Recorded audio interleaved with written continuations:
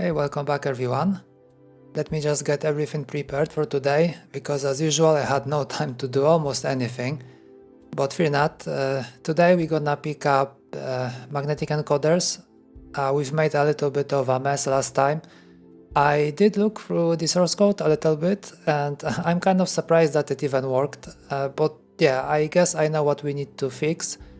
And I also got prepared all the handles for testing the encoders, so we gonna once the source code is okay, kind of okay, we can give it a shot and we can try two at the same time and see if it works with both of them connected, because I can't do it on a Cordy. Cordy has only one and that would be very difficult to add another one.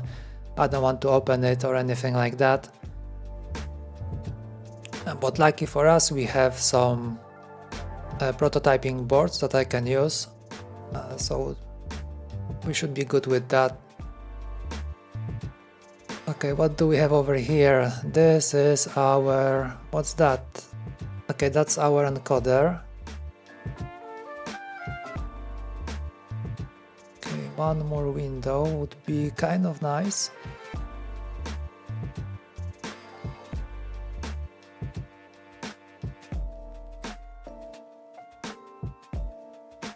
Also today I'm testing a new setup. Finally I got a chair to sit on, so maybe my legs won't kill me throughout the stream, like for the past over 100 streams. Let's see how it goes, but I'm not quite happy how mobile I am. Now I can't move that freely because I have to roll on the chair. Let's see how it goes.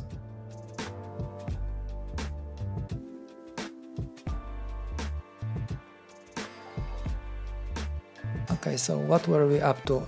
I remember we were having issue with this function. It makes me wonder if I could just move it over here to the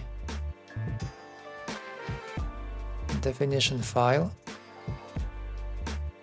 Where should I put it? About here.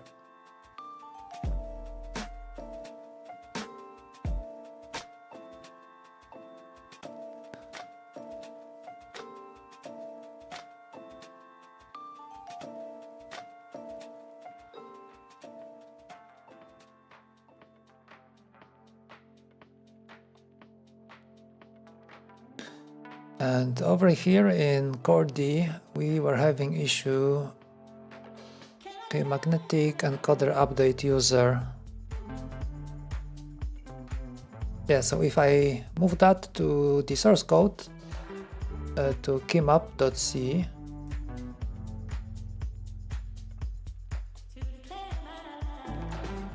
okay, it was in keymap.c. Okay, so I am not quite sure if it was working last time or not. Okay, because I removed the weak definition.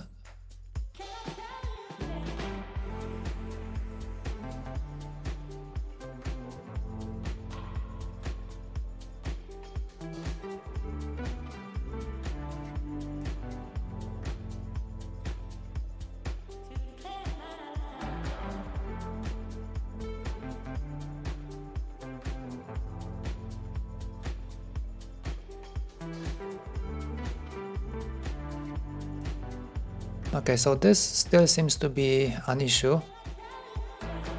Okay, redefinition of magnetic encoder update user. Maybe I got the parameters wrong? How does it look like over here? We have magnetic encoder kind, and we have a bool, and we have a void at the same time, so that should be okay.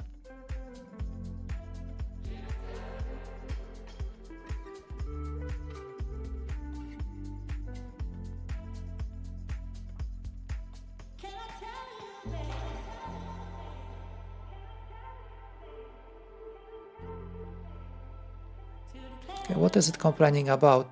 To be specific, keymap.c. Okay, redefinition in keymap.c and introspection.h. Introspection.c.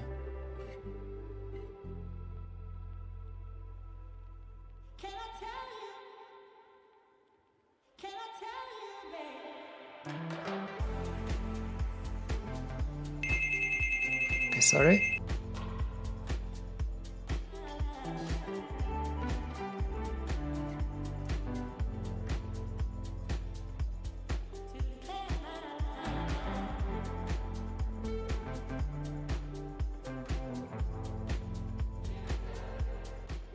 Not sure what that was, not expecting any parcel today.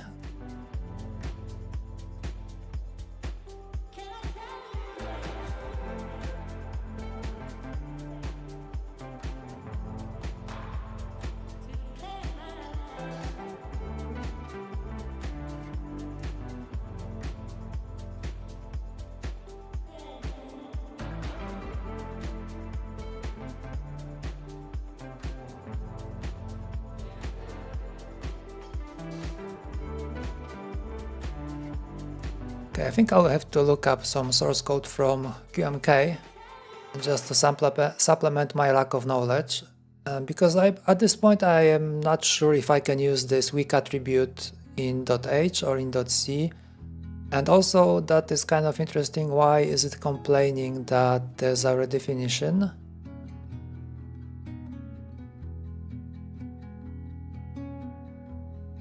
Because it should include this file from .h and it should be as a weak argument, I mean like a weak function. So it should be empty, and if I define my own, then it should substitute this one, and yeah, everything should be okay.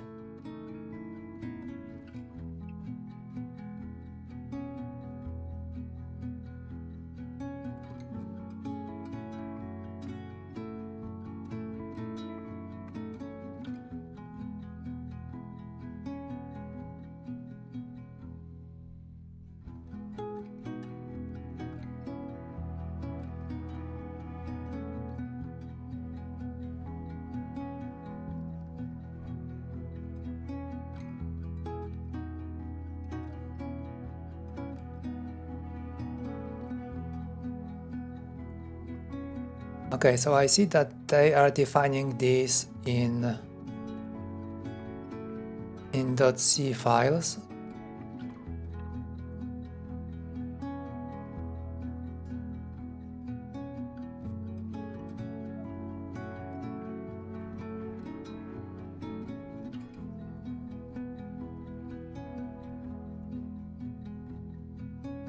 Alright, so I guess we have to bring it back.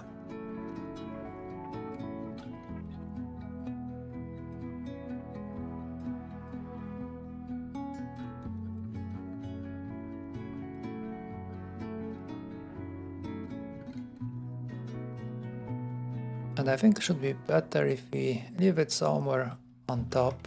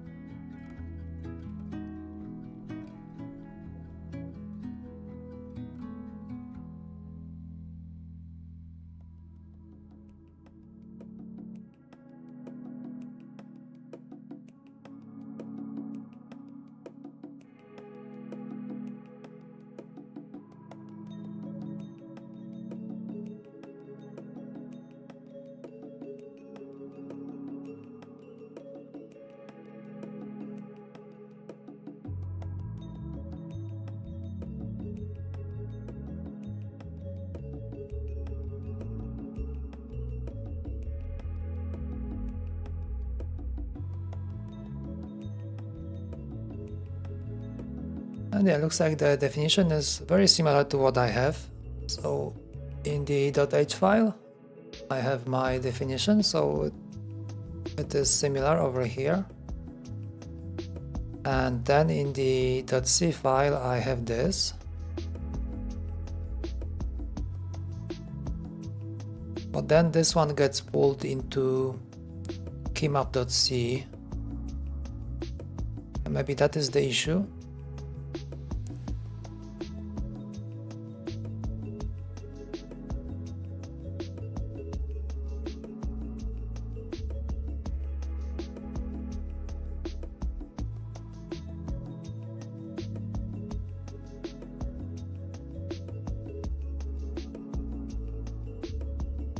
it would seem so, because if I move it away from keymap.c, if I drop it over here, for example,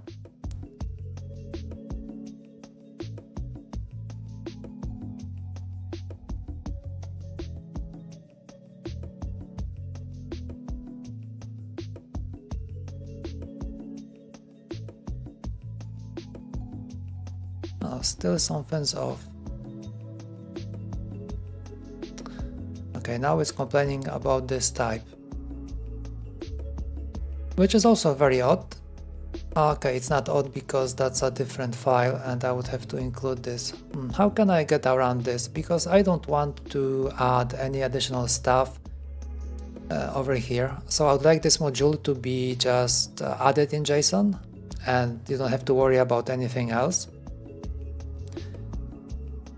And that's why we have this introspection.c and introspection.h. So .h will be included before the keymap file,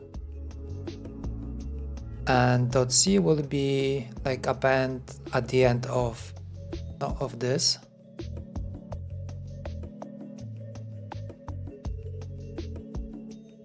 Well, basically I could get around it just getting rid of this function.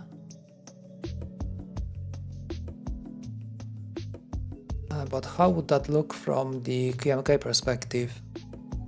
Because usually if we have a function like this, it's by default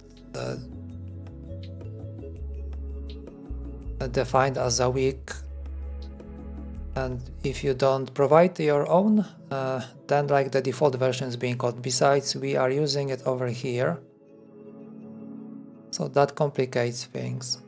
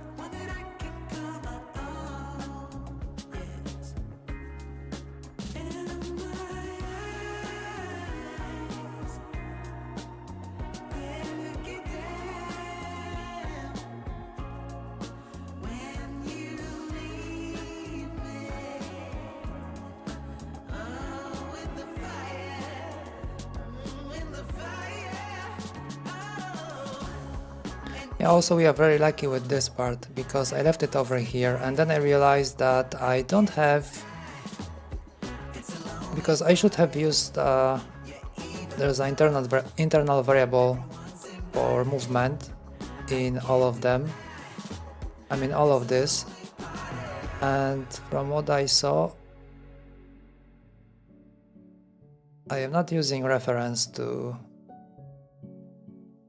set the values. So for example, the movement wouldn't work. So if I had it inside the structure, okay, because this one is not right. So okay, I'm a bit lucky because I am using the global variable over here. But like if I had it as a argument to the function, then probably it would be passed by value, and I wouldn't be getting anything.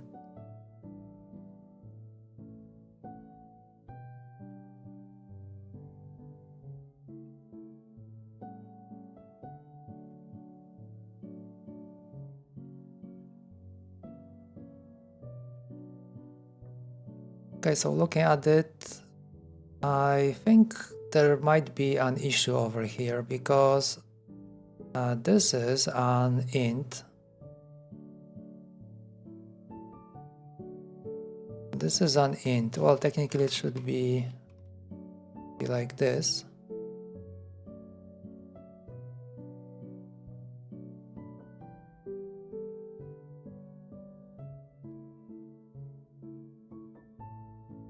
But then I am calling this magnetic encoder update user. So this first argument should be of this type. And the question is, how am I supposed to use that? Basically this one is 0, right? This one is 1. So it makes me wonder if I can make a loop, or like if I can make a for. Instead of this, let's make it magnetic encoder kind. And that is interesting as well.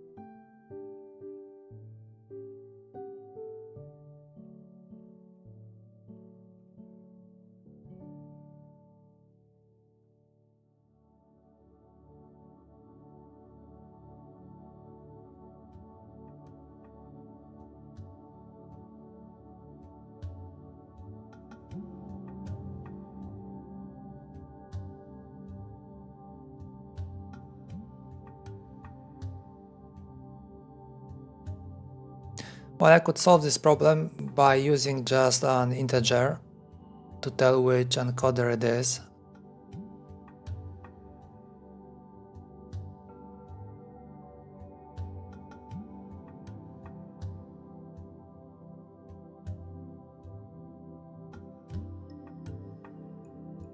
But still, I would rather have it inside my keymap file.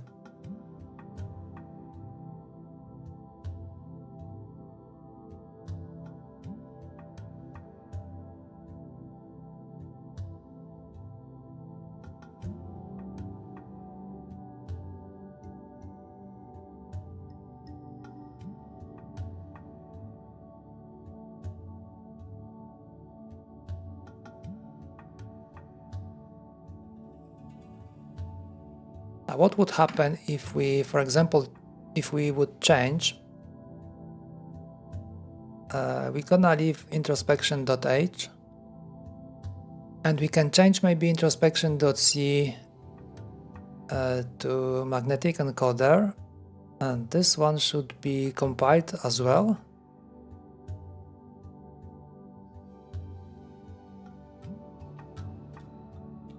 And this way, I think I would be able to make this weak function inside my keymap file.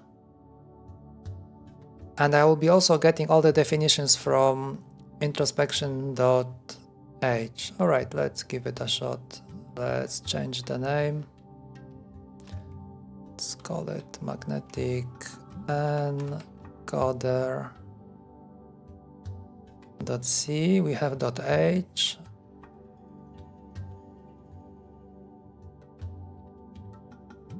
and then we can grab this one and we can put it over here. I think it should be okay now, and then we have to take a look. Do I still have defined? Okay, this 1 week is still defined, so that should do it.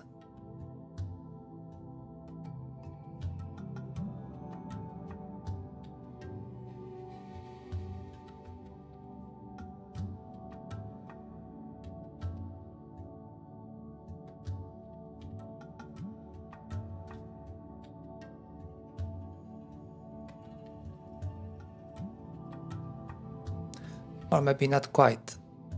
Looks like we have missing definitions. What seems to be the problem right now? Oh boy.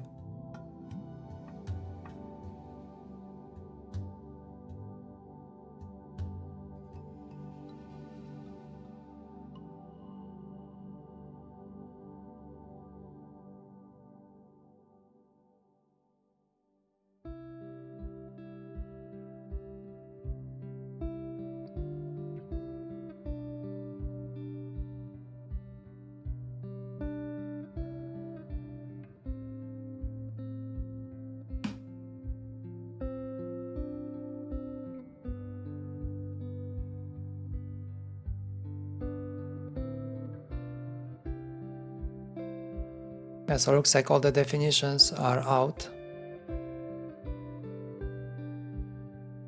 Oh, that's very depressing.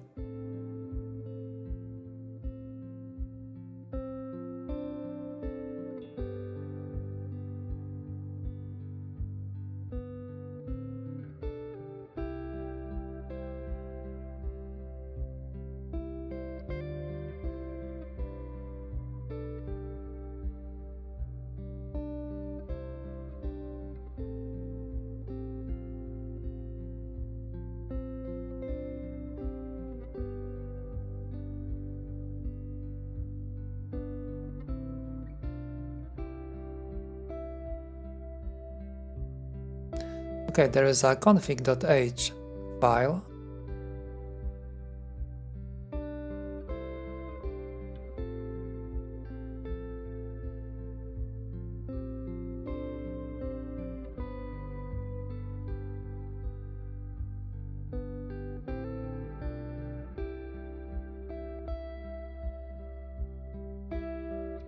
But I think I can't include just config.h.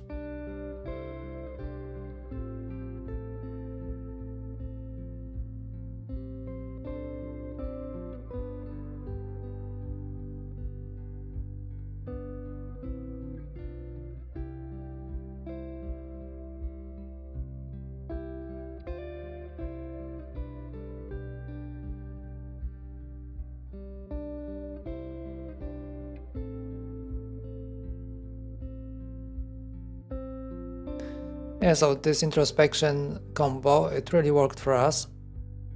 I could have my definitions in .h and then functionality in .c.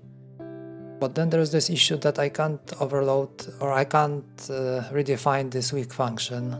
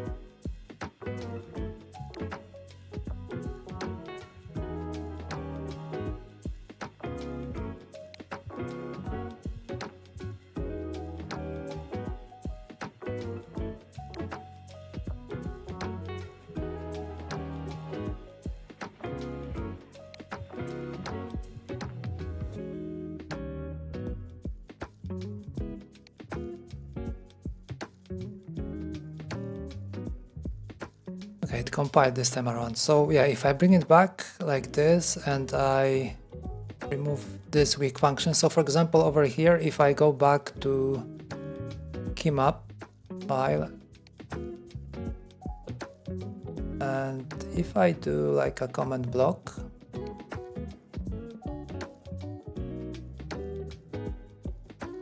okay, like this, what would be the issue? Probably it will complain that this function is not defined anywhere.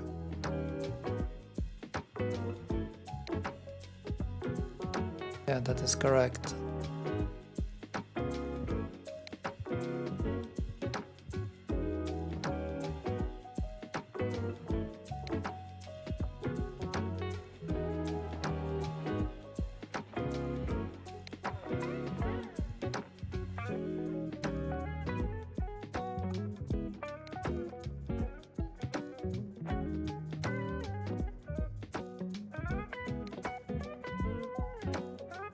Looks like we're gonna spend way more time than I was expecting to just on the source code itself.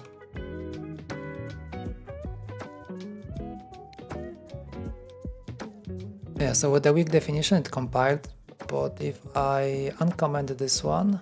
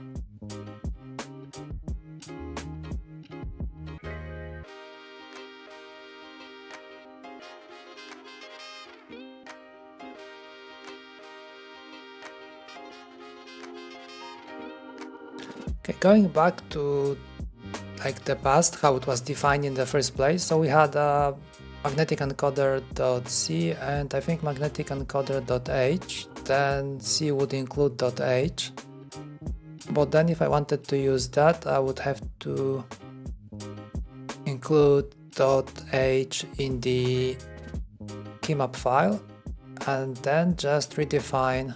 But I'm thinking about going back because I think that was working quite okay back then.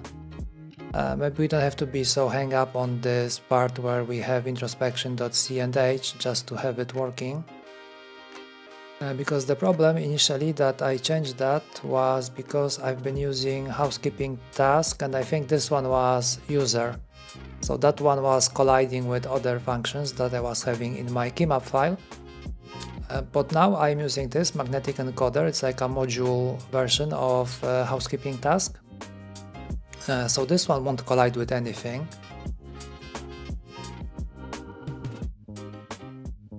And we have this, maybe I should go back. Maybe I should go back and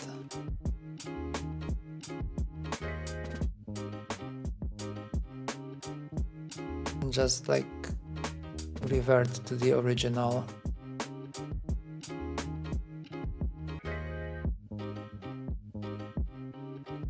Hey Sanjar Big P9K, welcome, how are you doing? I think it's okay to say salam, right? As a response.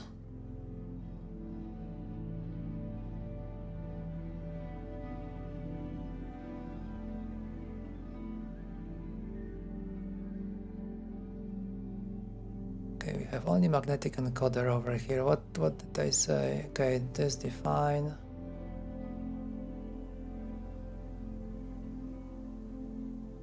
No, I had this function before.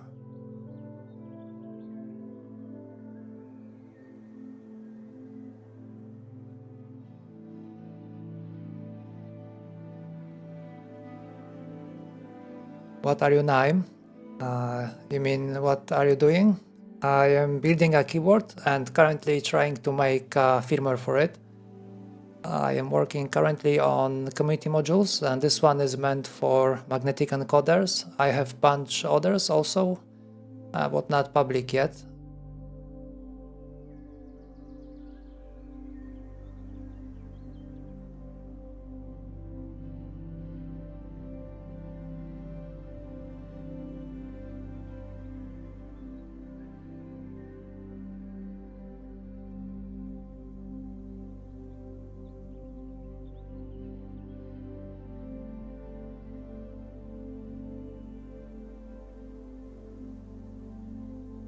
Okay, let's bring it back. Let's see how it's gonna work.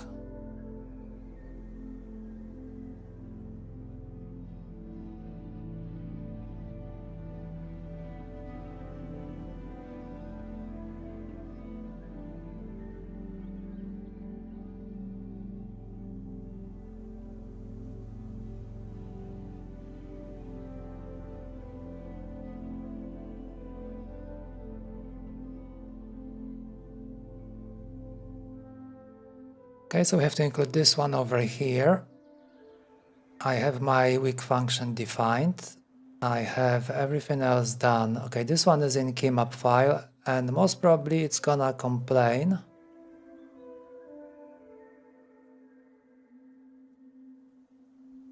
Magnetic encoder, update user.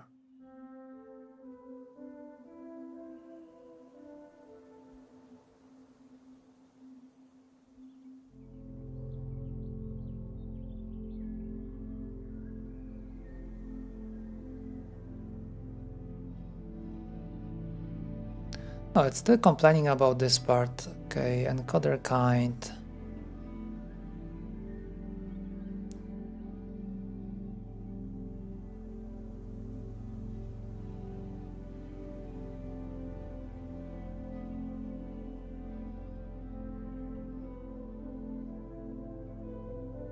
Makes you wonder if I didn't have this type, if it was just an int, for example.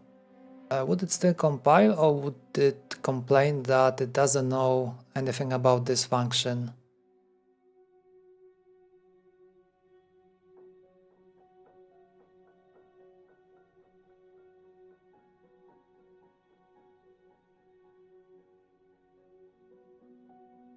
Okay, now it compiled, no issues.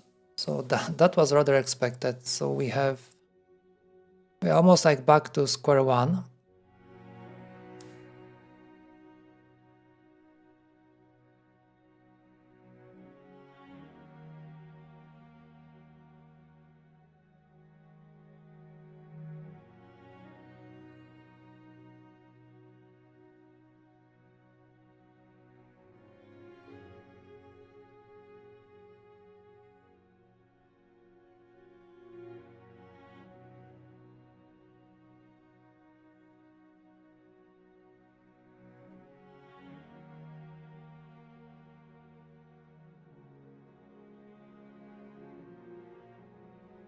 I think this part for scrolling with the ball, I was thinking maybe we can turn it into some kind of a module as well. Then it would require definition of a layer, which would be triggering the bar scroll.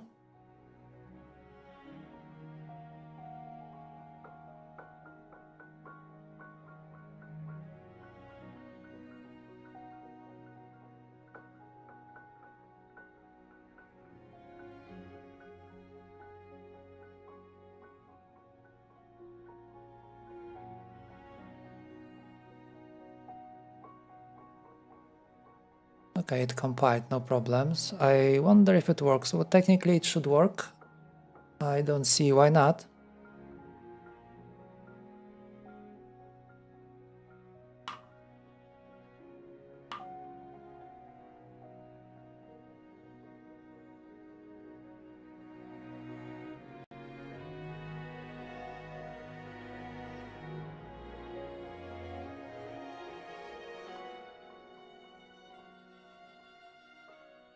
Okay, does it? Yeah, it scrolls, no problem. Okay, I think I'm gonna leave it like that because like trying to have it as introspection is giving us issues.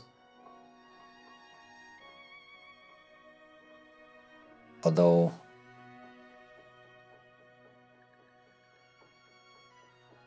well, basically it's the same problem that we had with right now. So there was this definition missing for magnetic encoder kind, this one over here. So I will have to still add, I will still have to add it to include in keymap file, like so.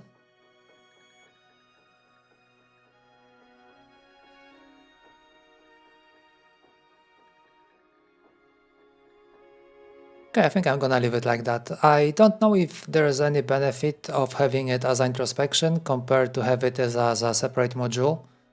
It's still gonna be pulled into one binary, and this way it's gonna be a little bit separated because if we drop it into keymap file, all of this stuff, not like there's gonna be collision of any sorts because those names are mostly different, but yeah. Okay, I'm gonna leave it like that. I think we should move on and try to clean this up a little bit.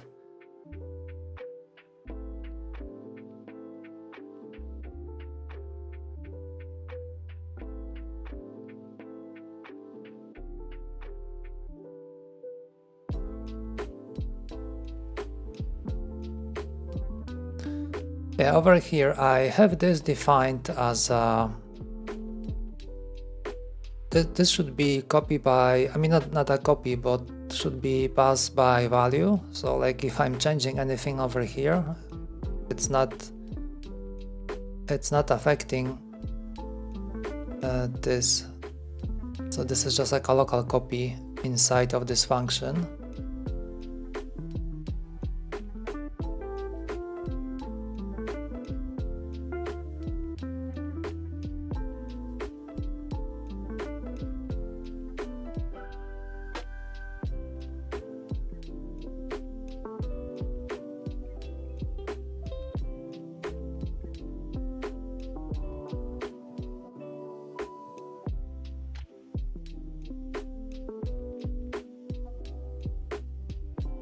Okay, I would like to check if I am able to tell which encoder is sending.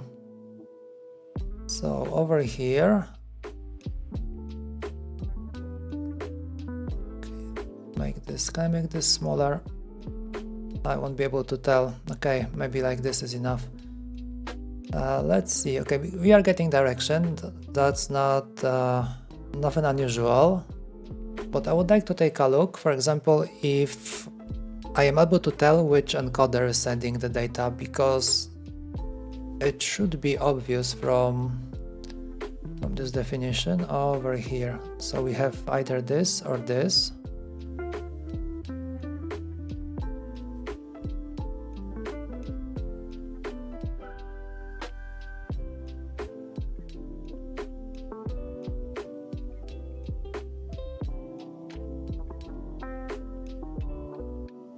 Okay, let's do it like this. If magnetic encoder equals, I think I have AS5600 over here. Yes, and one more thing. Okay, I forgot that there is one more issue, because now it's trying to read the other encoder, which we don't have attached.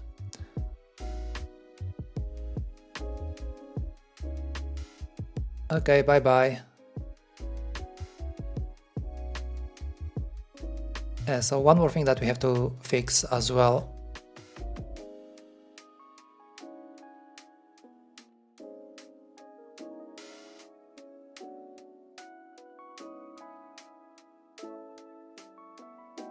I think I should open my notes, because I'm gonna forget everything that we need to fix. Like last time, we were talking about this issue that we are trying to pull data from this other encoder, which is not defined.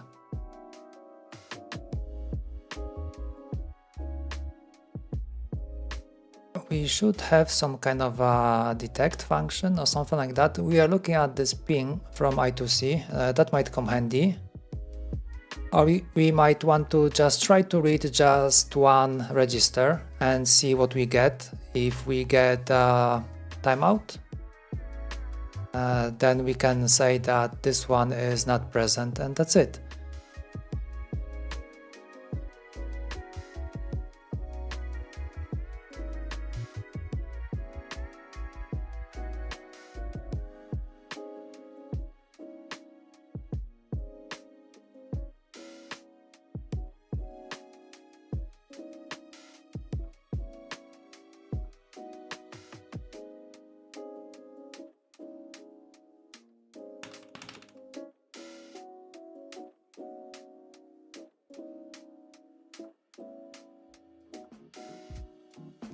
So okay, detection of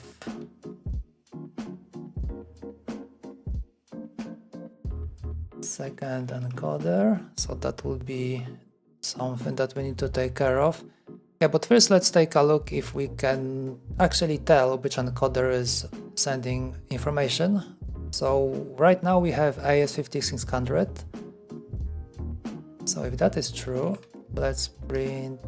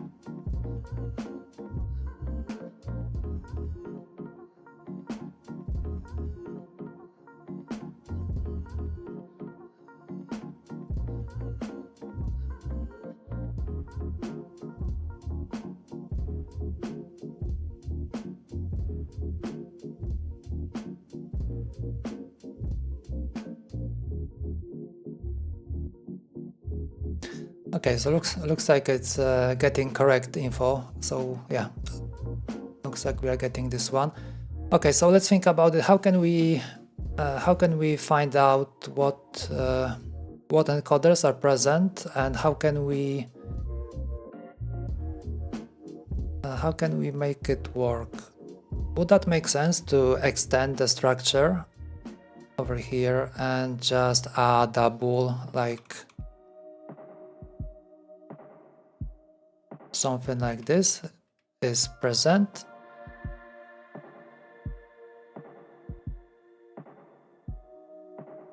and then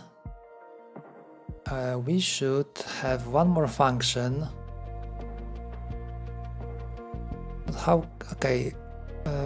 Maybe we can hook up into one of the starting functions over here. Okay, what would be interesting for us? Ah yes, we have these like pre-init, post-init, pre-process record, post-process record. Okay, these are not interesting for us. Detect host, not interesting. Layer state, blah blah blah. I think I will take a look at this one, keyboard post init, and we can have our module name, and on there we can check which encoder is available.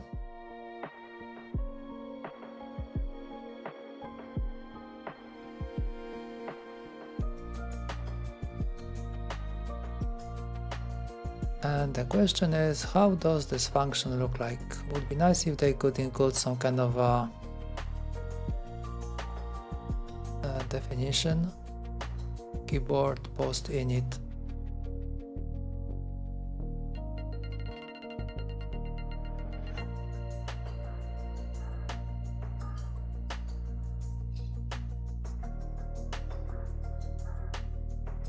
Okay, we have definition over here. Okay, so it's void void.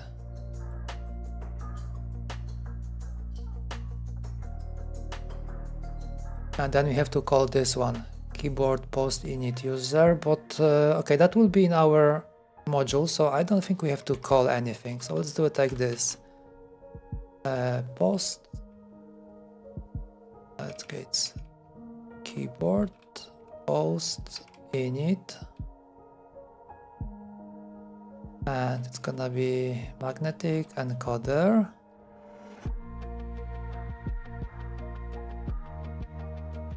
Like this. Then we would have to move through. We have to move through our array of encoders, which is defined somewhere over here. Oh yes, over here, magnetic encoders.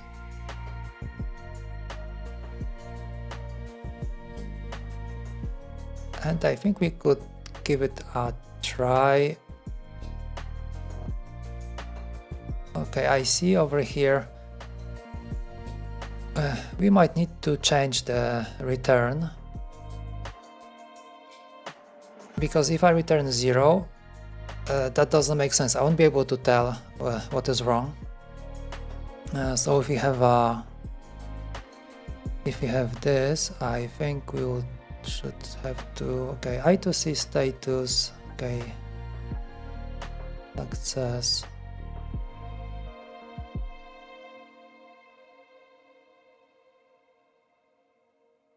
Okay, let's return this one.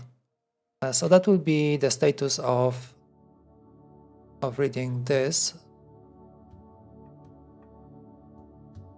and I2C.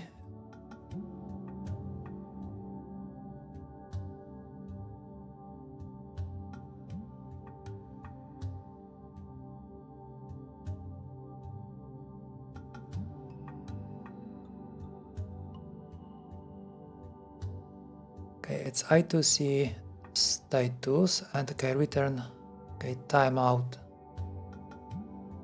error. Okay, all right, so I think we can return that. So if it's not a success, then it's gonna be false, and I think by default these are false. So okay, if I return that and okay, read register. Okay, I have to return to.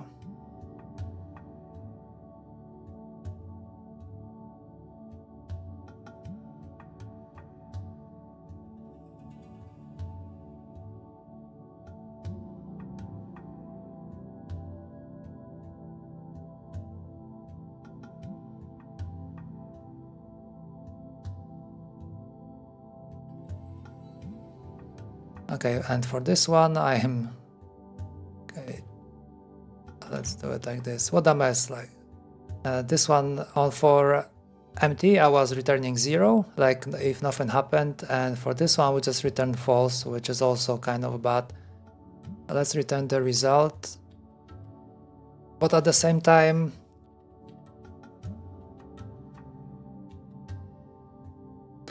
okay, because right, this one,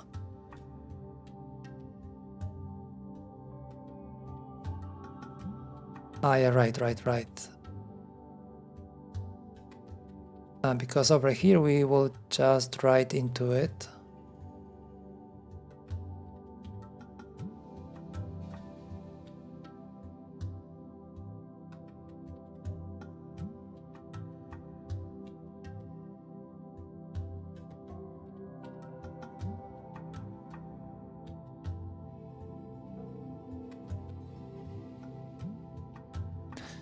Okay, I think I've made a mistake.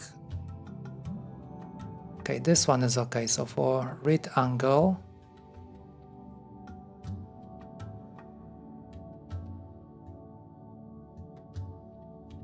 let's return -1.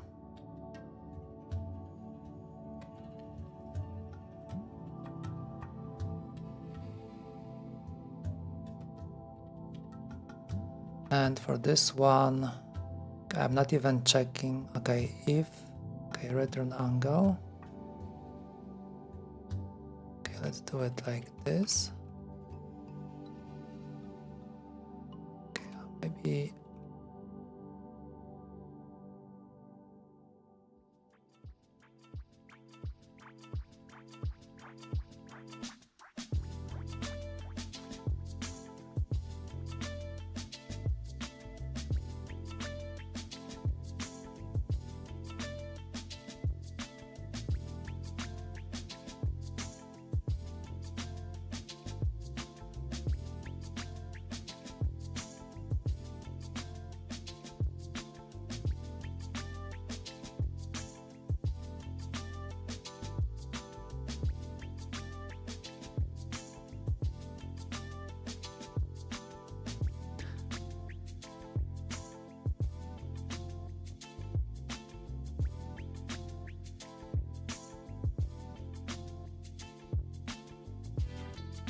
Okay, I think we have to take a look over here. Okay, read write. Which one goes first? Right. So let's do it like this.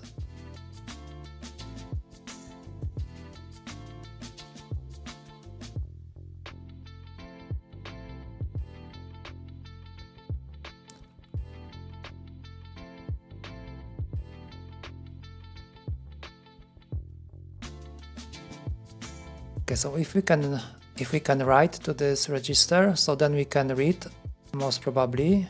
So it means it's there.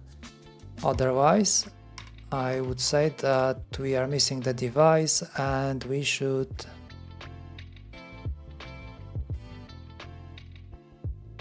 return -1.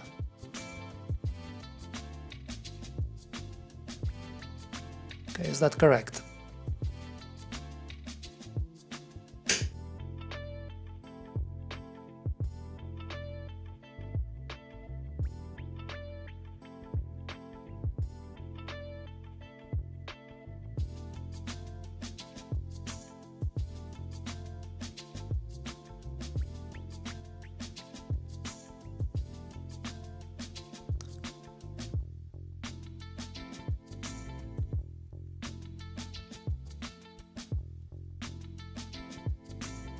Because for AS50600 we first have to write to one register and then we can read from a different one, and from there we can tell, okay, what's that, status rec status, okay, tail angle.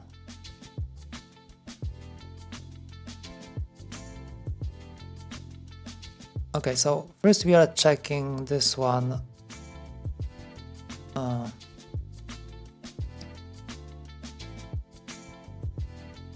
Yeah, so the status on this one says if we have magnet present, so then we can check if there was magnet and we can read the angle. But if this one is not present, I think we should get like -1 over here. Let's take a look.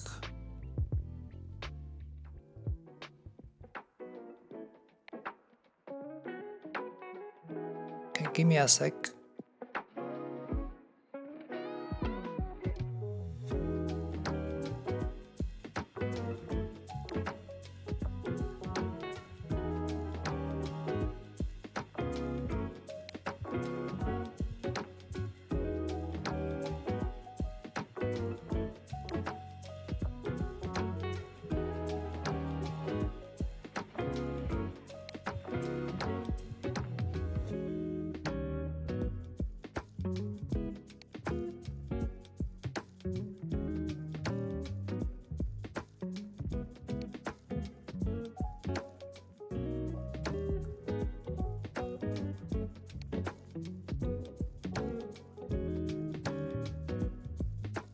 And I'm back.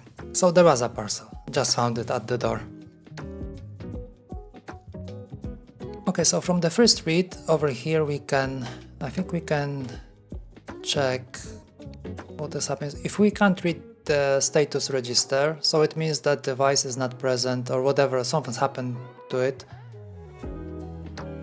So we can return -1 as our angle over here. And if it is okay, so from this write we will also get yeah, it's also true or false. So yeah, if you can read.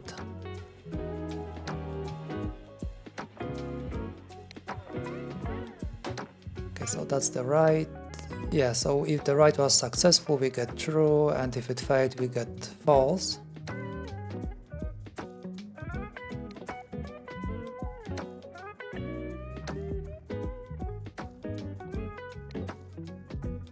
So this one should work okay. So if this one is not present, then we should get -1. Okay, and if it is okay, if the magnet is there, we can just read the angle, and if it's not there, then we're just gonna send 0.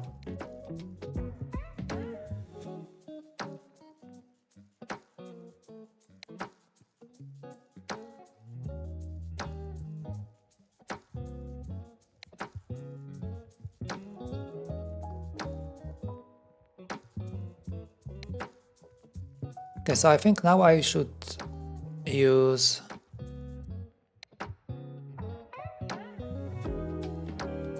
over here. Okay, so let's go. Let's do a 4.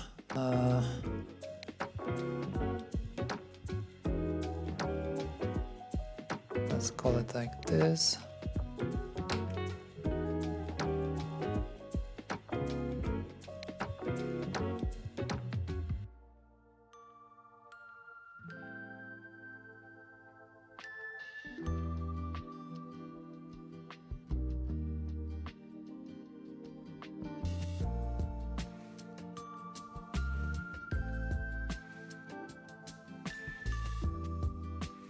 Okay, so now we have to try to read. Let's do something like this. Let's do read. If it equals -1,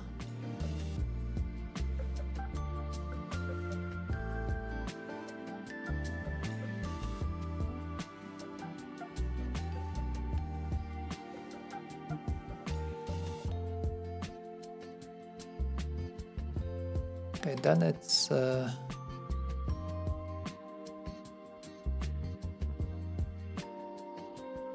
let's do it like this, because I think by default they are already set as false. So if it's anything different than -1, so let's turn this to true.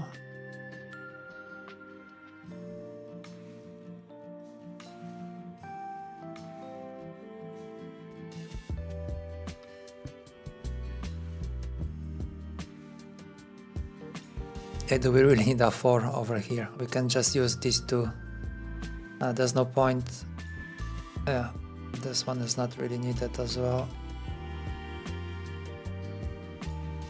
Okay, do it like this.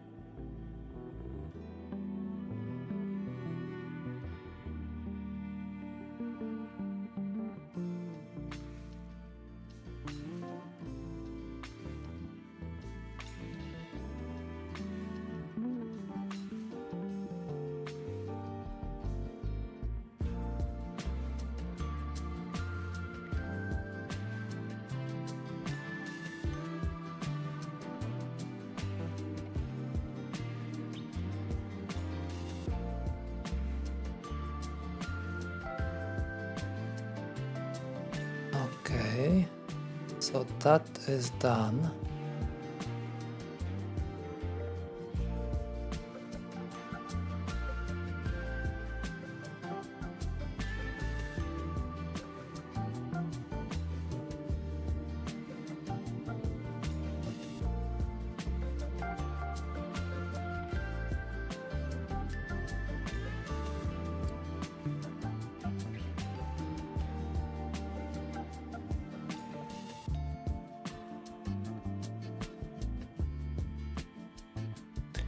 So now over here, when we are processing magnetic encoders, we could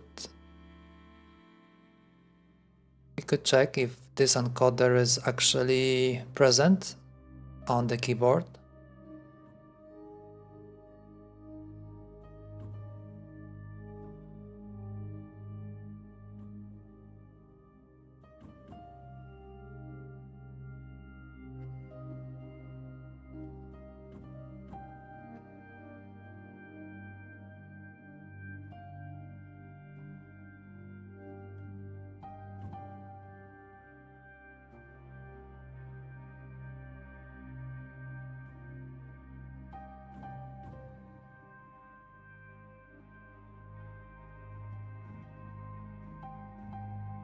Would that be okay? So if this one is present, let's read it. Let's call the callback function. Let's say which one was triggered actually.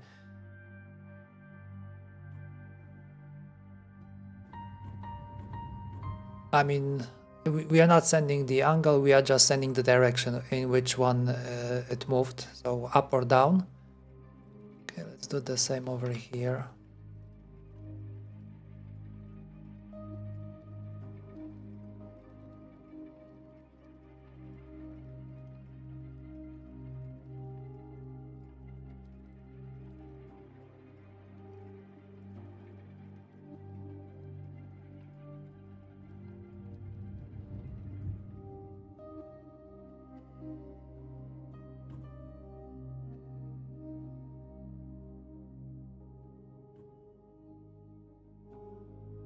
Okay, what are the chances that this will work?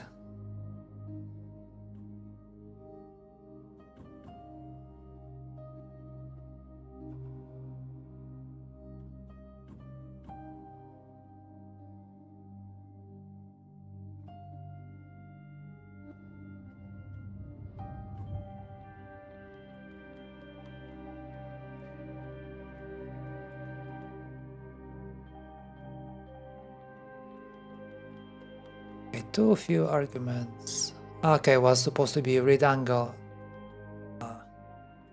I always keep forgetting about that. So it's like this, read angle. And this one's correct. That's kind of funny that I will forget for this one, but MT67 I always put correctly. Okay, how about now?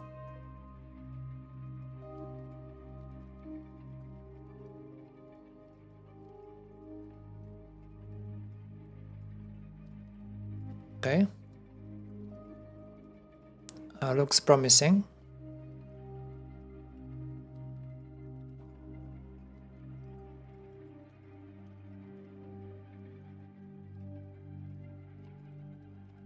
Oh, maybe not so much.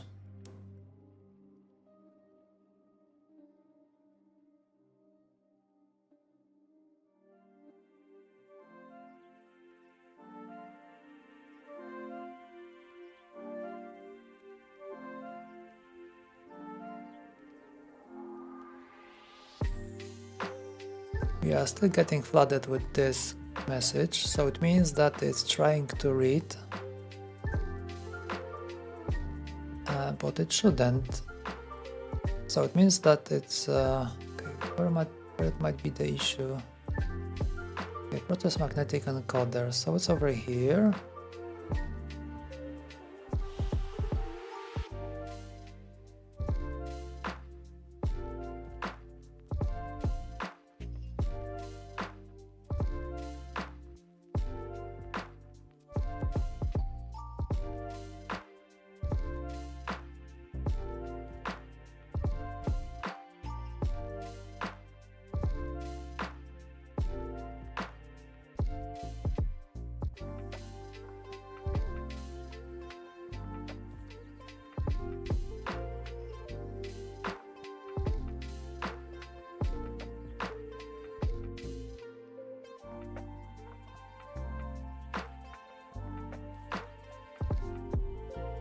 Okay, god damn it. How am I supposed to get -1 when it's unsigned?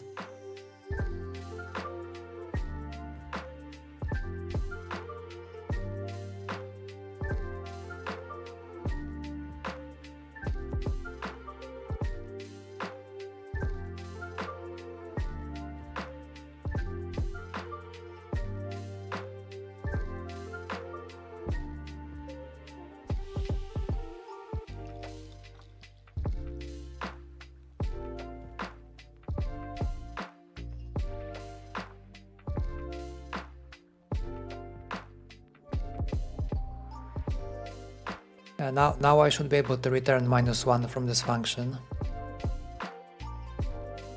Boy oh boy.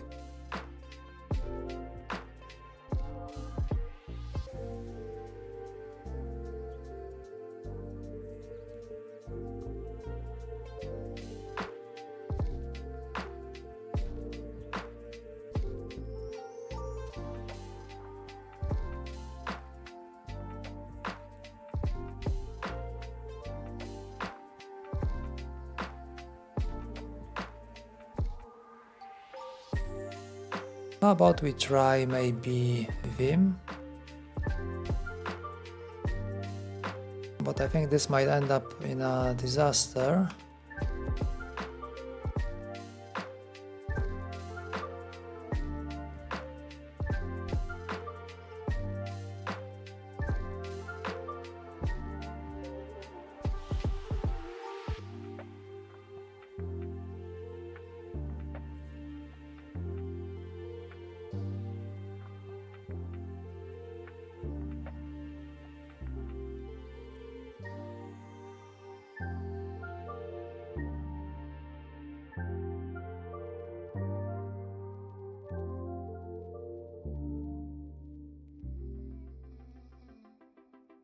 Okay, hopefully this time around it will be okay.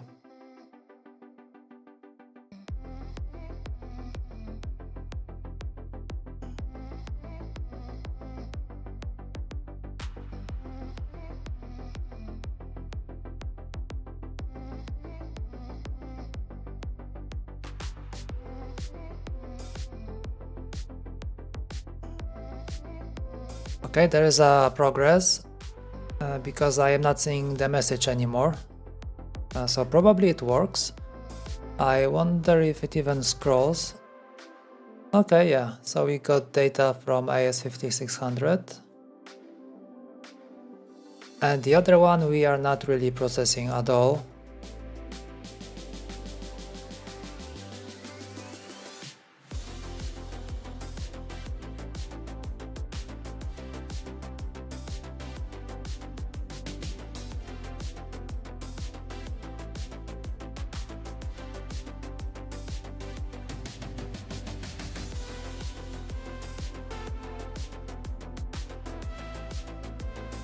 Okay, so I think we got this correct. So now we are not trying to read from encoder that is not present, so that is okay.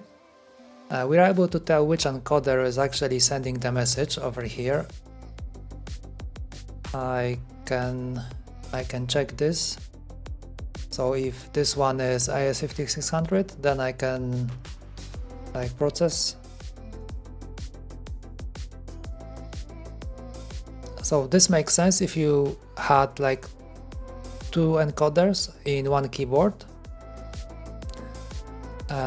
Then you will be able to tell, but at the same time it kind of makes you wonder how would it work if we had, for example, if it was a split keyboard. I think there is some kind of a define present and will tell you which side of the keyboard it is. I think it's like define split left, split right, something like that. I think there is something in QMK that will be able to tell you on which side of the keyboard you are, and I think based on that you'll be able to process these encoders as well. So if you have a split, of course you can have, well, technically you can have 4 of them, because that will be 2 encoders, so AS and MT on one side, so you can have 2 on one, 2 on the other side. The problem is that you have to have 2 different ones on one side, and then you can have like the similar setup on the other one.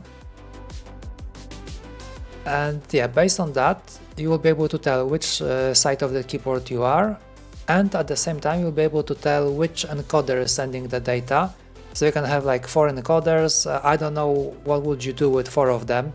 I can hardly tell what you can do with 2. I guess you can have a scroll up and down, maybe. Okay, I think I can do 3. So one will be volume, then another 2 could be scroll left and right and up and down. Okay, and I think the 4th one could be zoom in, zoom out. Okay, so yeah, maybe you can make use of 4. All right. Anyways, this should be possible right now. But I don't think I will have a way to test that because I don't have a split keyboard with two MCUs unless I will build one like a prototype. I mean, I can always combine. I have two proto boards, so I could like hook them up as a split. Yeah, maybe something to think about. I think I should put it into my notes.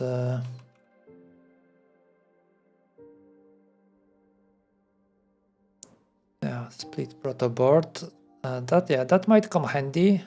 Although most of my keyboards are based on I2C expanders, so I don't really have a use for a split. But in this situation, if I would like to be sure that my module will work with like any keyboard, then yeah, I think I should build one and test.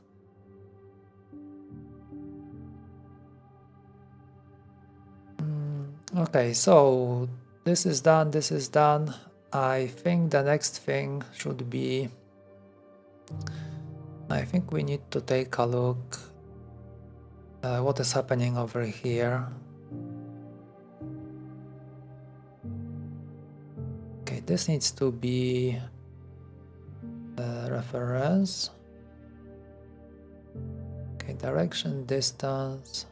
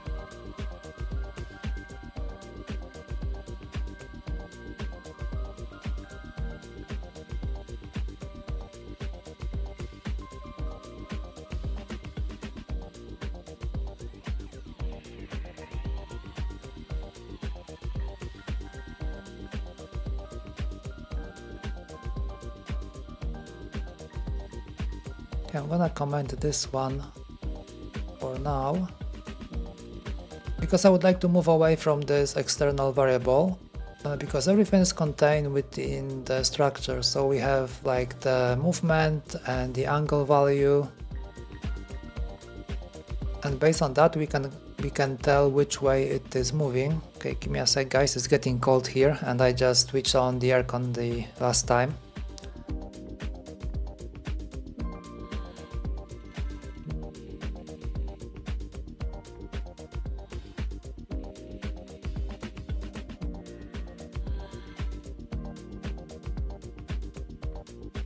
So I think moving like this, this should be working okay.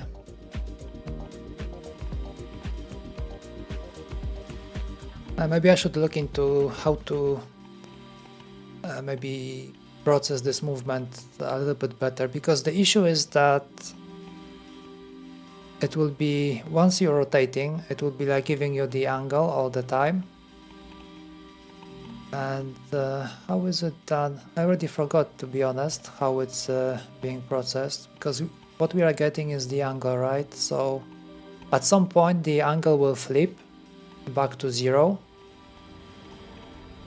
So based on that, I am trying to figure out like if it flipped, like if the direction is still moving, for example, to the right, then the difference will be quite huge, because like the angle goes into like thousands or tens of thousands. So if you're like 10,000 or something like that, and we are still rotating to the right, and we drop to like 0 or 500, something like that, so it means that we are still rotating to the right, but the angle just changed. So it's like going back from 0, like the register just kind of like overflow. And if it's the other way, if we are, for example, rotating left and we have like 0, and then we will flip to like I don't know how big is it. It's defined by this max distance, if I remember correctly. Oh no, this the margin. So then we are able to tell like which way it's going.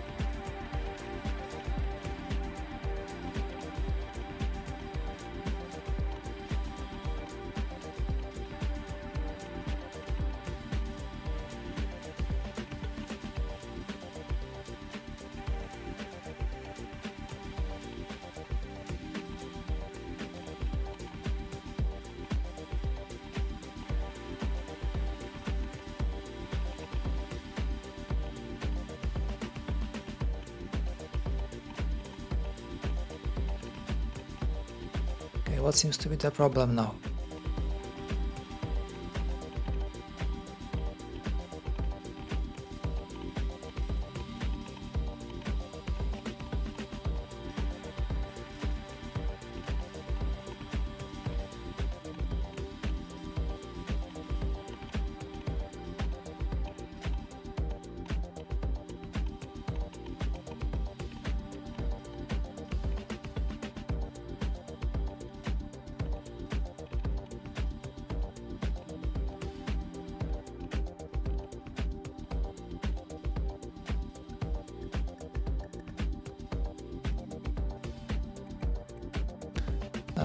What is it that it doesn't like here?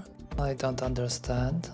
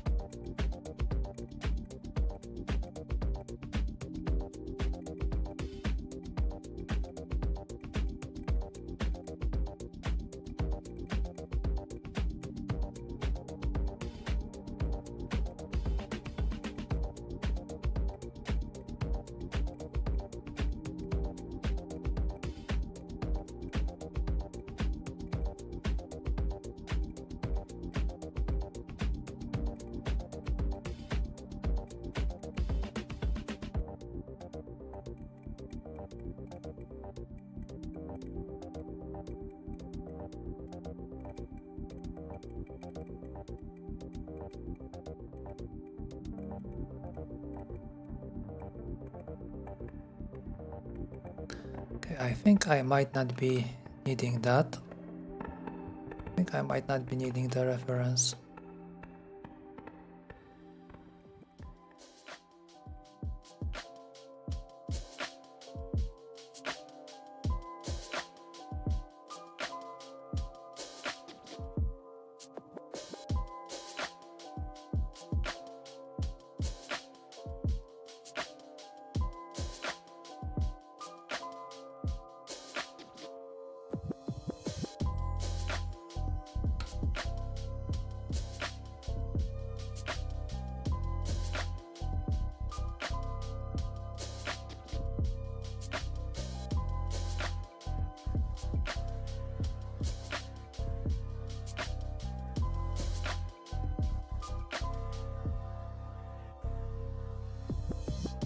I didn't know that it will be asking to do like all of them from the enum. So we have an enum that says what kinds of encoders we have, and over here if I don't do this one,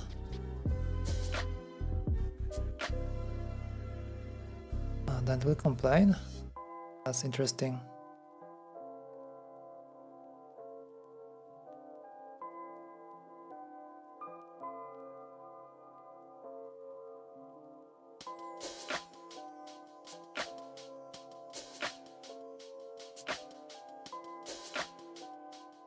What was that?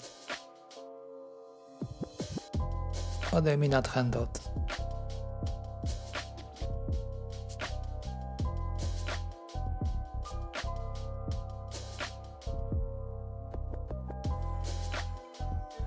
No, finally.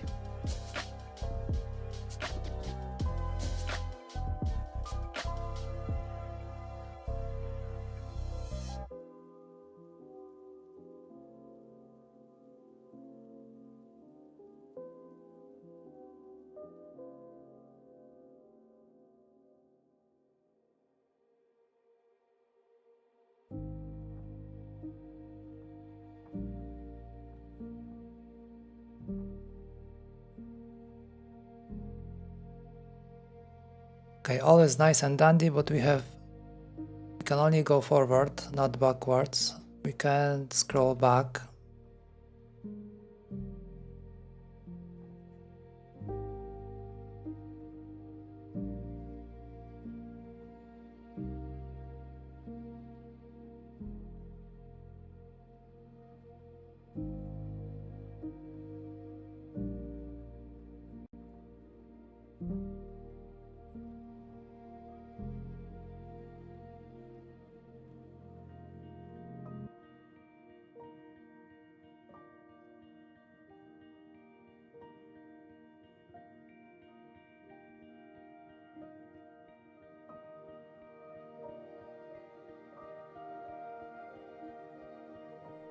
And I think I know what's the issue.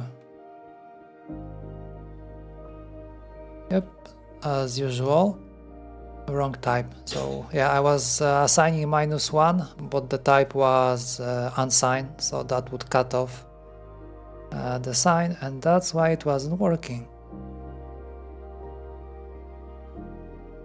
And this one as well.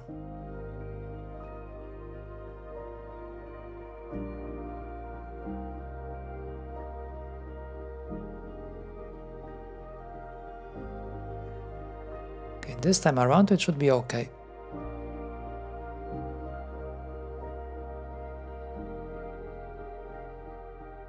Assuming it will even compile, but looks like I was lucky this time. No errors.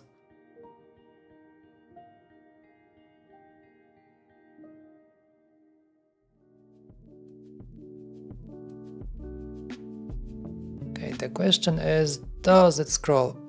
Okay, can go back and can go forward. Alright, perfect. So I think it works, at least for now.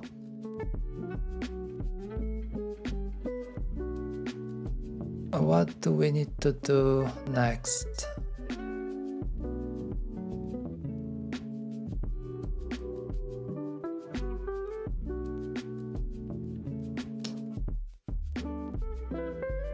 I really like scrolling on this magnetic encoder, it's so good.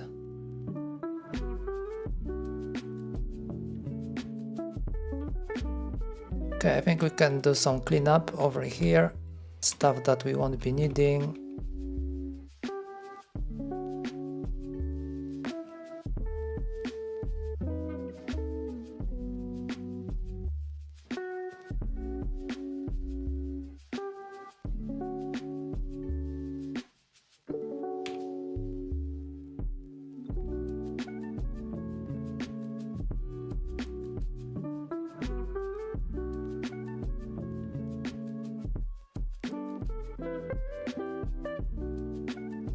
And we still have to take care of these.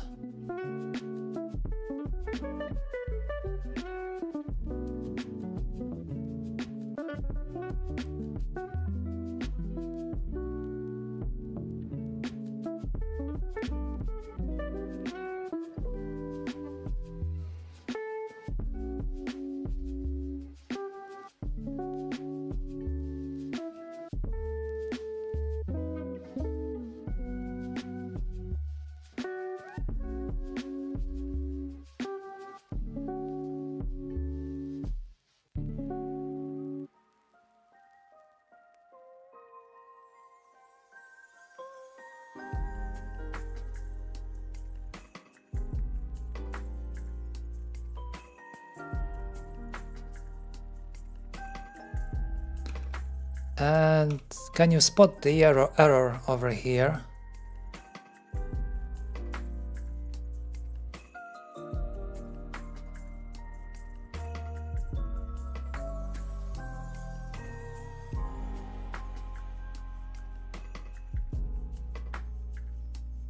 That was wrong.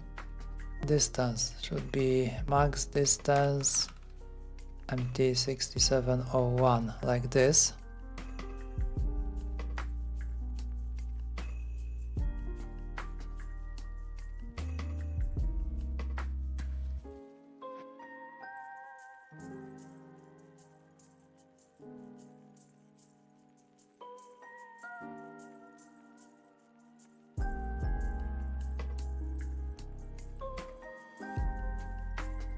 And so over here I have correct, define, so 6701, but over here I left 5600, which was obviously wrong.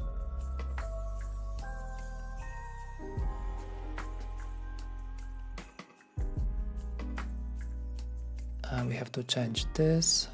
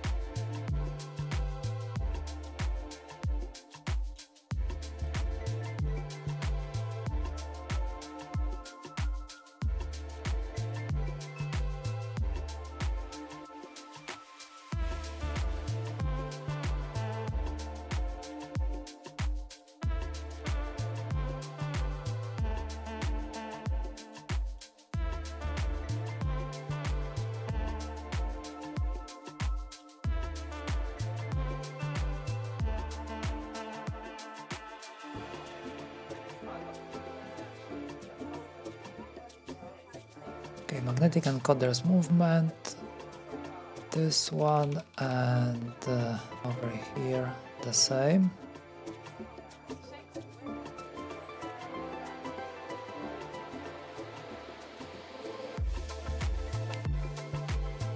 I keep forgetting about hitting I key when I want to type something. Okay, I dot movement.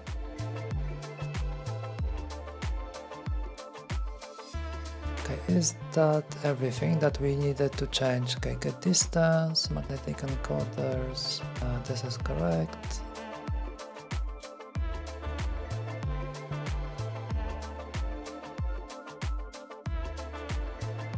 Alright, let's see if it compiles.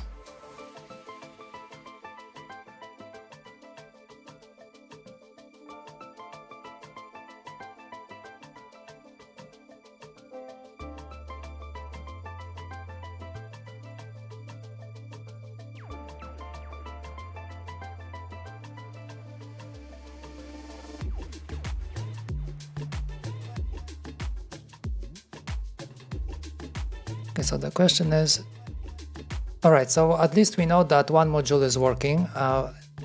IS5600, which is on this keyboard, is working okay. So what we need to do next? I think we should move to like a hardware testing, and we need to build one more keyboard, like a tiny prototype. We're gonna put both of these encoders at the same time, and we're gonna take a look how they're gonna behave when we have both of them.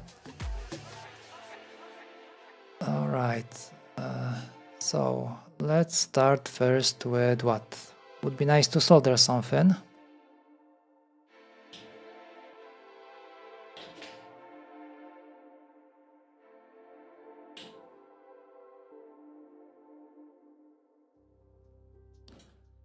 Okay, so I have prepared some stuff, but I forgot to prepare the encoders. I also made a new wire extractor, if I can call it. This one has a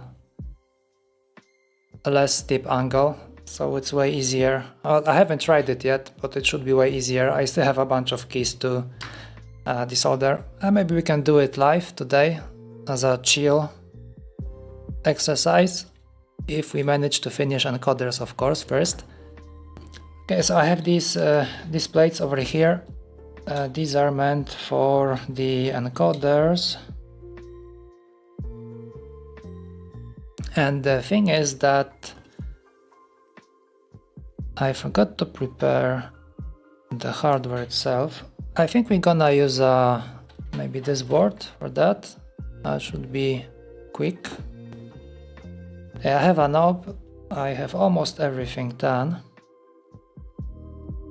Yeah, so the knob looks like this, magnet is inside, and it should come like from the top, and the sensor will be over here.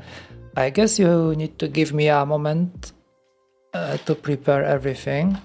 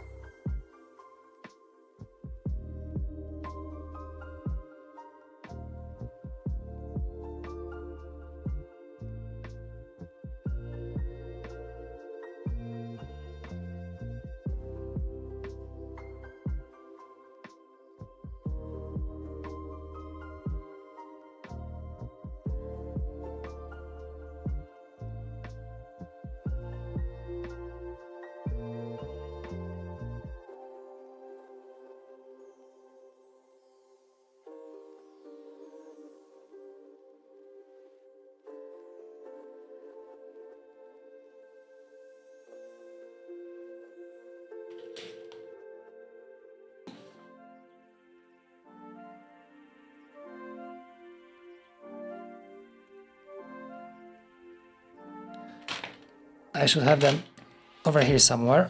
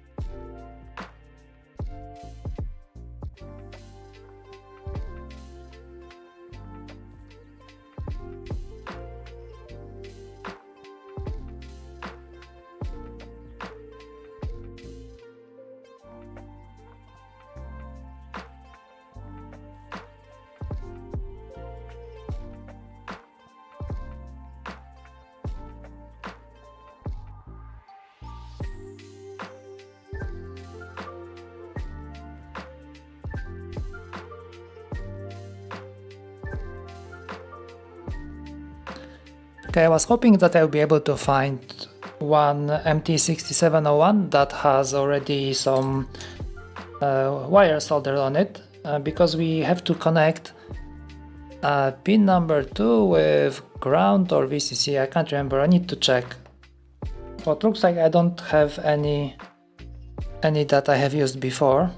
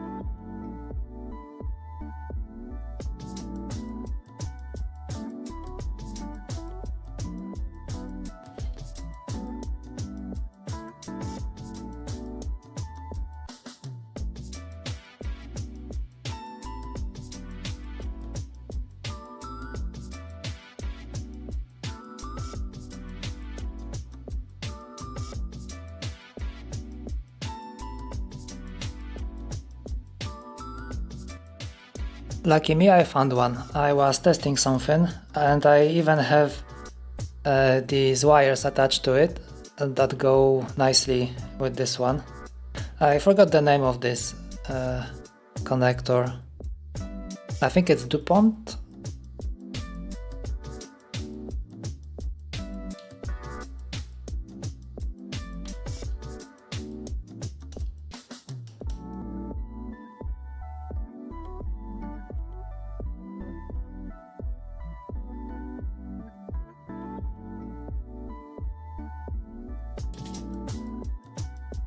And also over here, this one has the wire attached already. So I think this one is definitely it's pin number 2, and I think it's hooked up to VCC.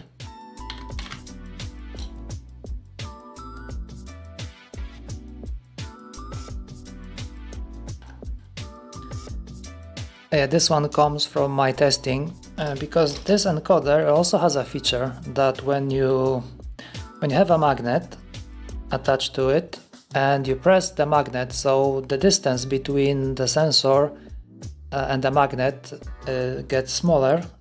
Supposedly it can have some kind of a feature that can detect that, and it will report this as a button press. I haven't been able to get it to work. I have absolutely no idea how to make it work.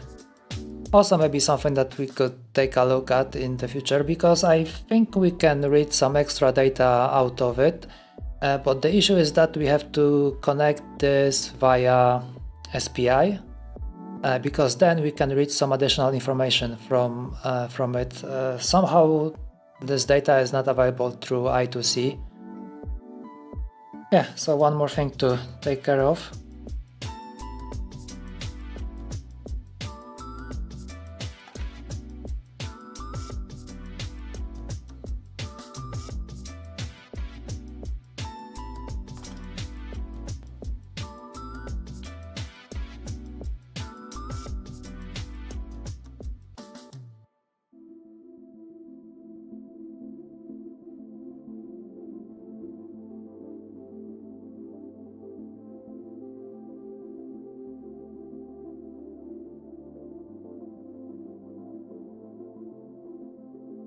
Okay, we need to prepare it first. We have only 2 wires so far attached for I to C. And we need ground and we need VCC, of course.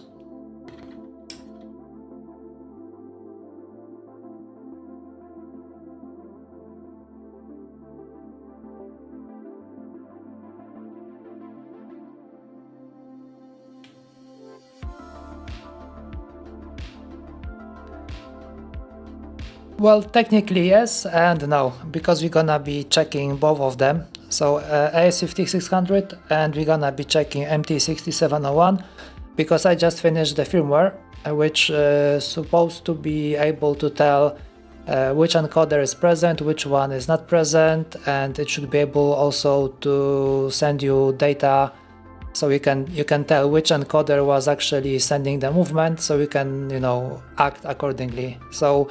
So far looks like the code is done, at least it looks like it's done, but I need to prepare like a prototype to to check it live, so I can unplug, replug different encoders and see what's the response. So I was lucky to find one encoder that is like halfway done. I was checking this one some time ago.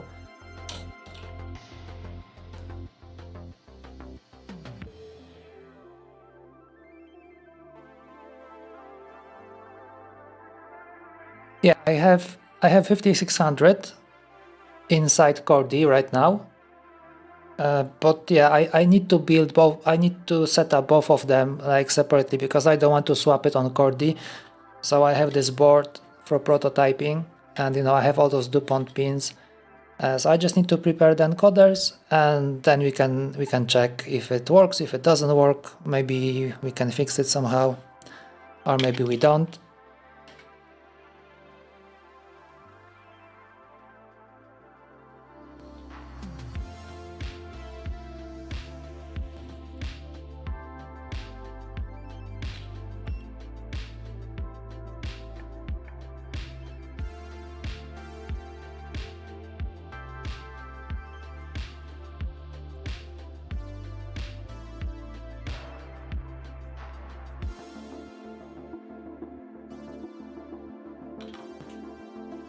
These are a real pain to solder. I don't know what's wrong with these. Even if you cut it, you prepare like a fresh part of the wire, it seems to be maybe corroded or something. Nothing wants to stick to it. Such a pain.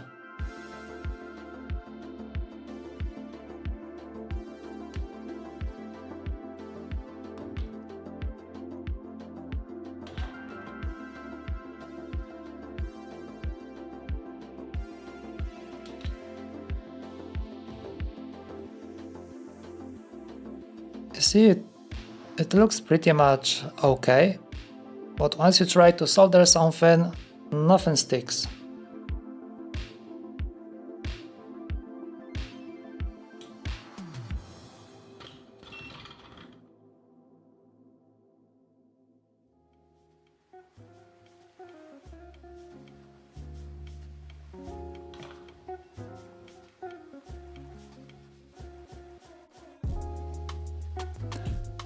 Silicon wires, I think I have them somewhere. But do they come with this kind of end, like a DuPont that you can, fit inside over here or on a breadboard like this?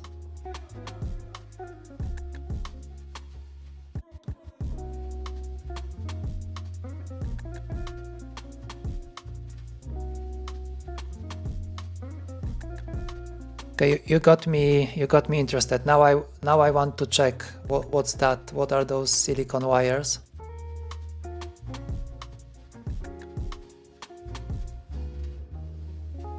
I think I have that. Let me take a look.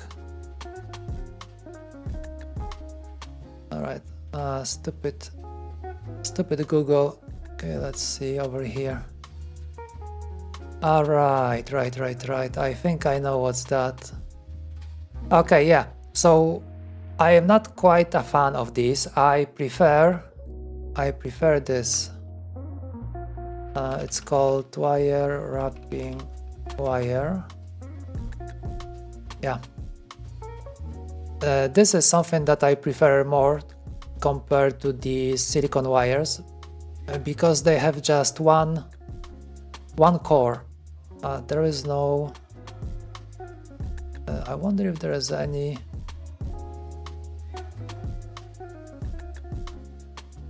Let's see images.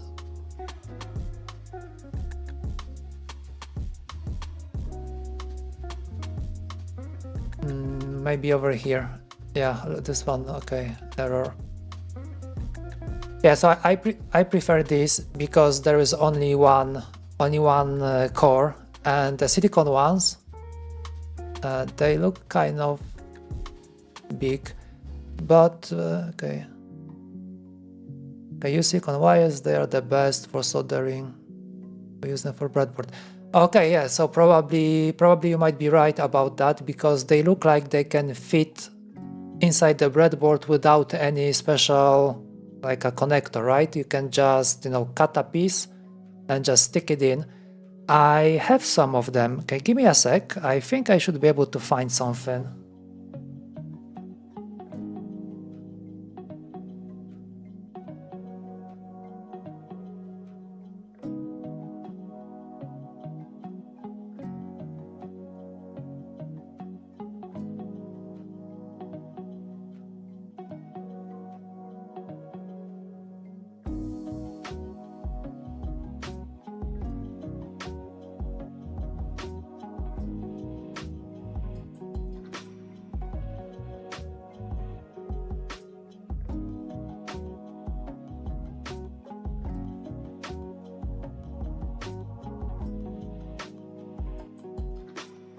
So I have some pre-soldered already. They were supposed to be for breadboards, but the problem with them is that they are too short. I mean, not too short, but not thick enough. They just fall off the breadboard. They don't really hold too well. Yeah, it's not such a tight fit like with a connector like this. This one you just stick it in and it really holds well. And these, they tend to like come off, and at some point you don't know if it's a good connection, if it came off, why stuff isn't working. Maybe I got the wrong ones. You never know what you get from AliExpress.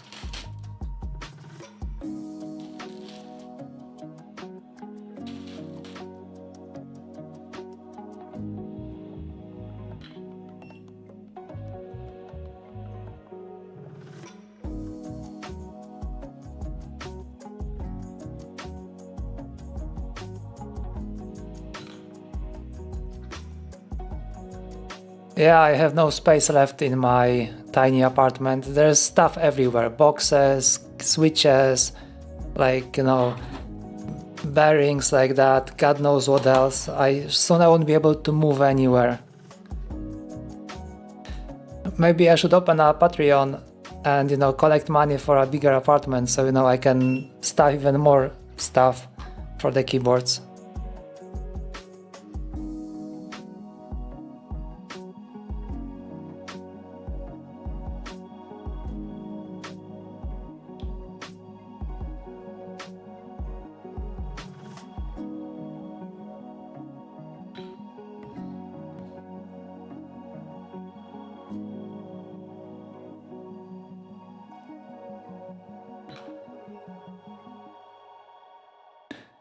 No, sorry, I didn't have time. I was caught up with all this software stuff. So I've been working... The past few streams I was working on implementing the coding engine as a community module.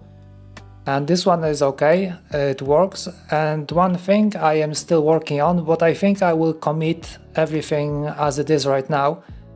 Because for the past few days I was exploring how to go with 128-bit variable on QMK, because the maximum is 64-bit and 128 would be needed if you want to have more than 64 keys in the coding engine. Although I don't know if it makes sense to have 128 keys and still have chords, because like what's the point then? Okay, cool. Thanks for watching. Yeah, so this one is partially done, but for the C3 Mini I had absolutely no time left. To be honest, I even forgot where I put it. I don't really know. I can't find it anymore. No, I don't play guitar. What makes you think so?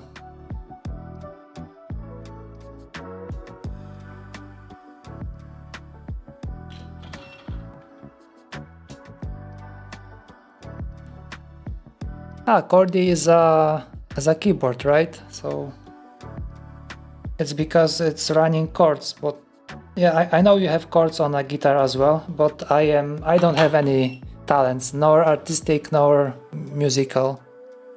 Yeah, I was thinking about changing the name from Chordy to Chord EE, like double E at the end, maybe. I don't know if it makes more sense. What's your take on that?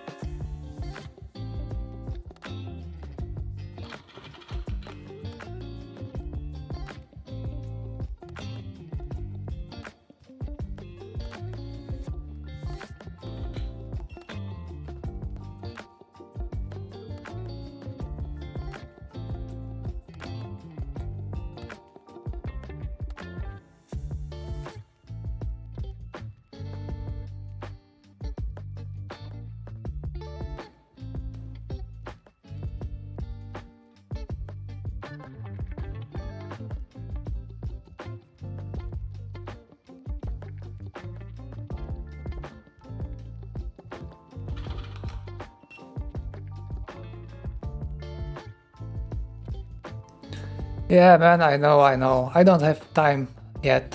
First I need to finish what I need to do with QMK. Once I have my keyboards done, then I will be testing out. But yes, ZMK is really something I would like to take a look at because of wireless. Oh, you can code well? That's a good joke. Well, thank you. I think Cloud Code can do better.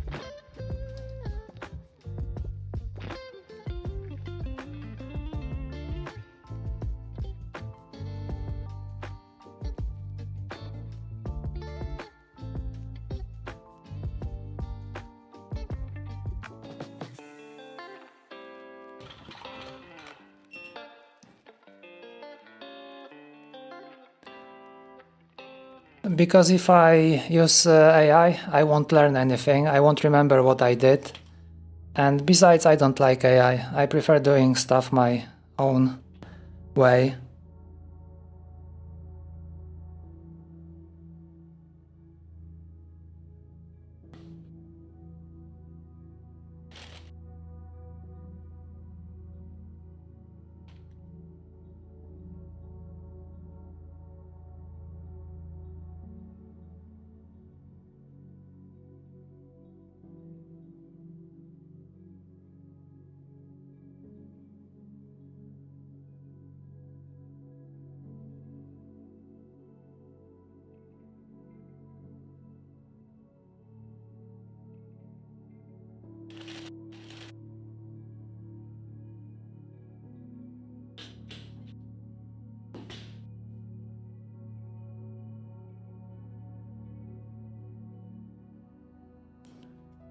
Are you using AI for if you do any coding or anything like that?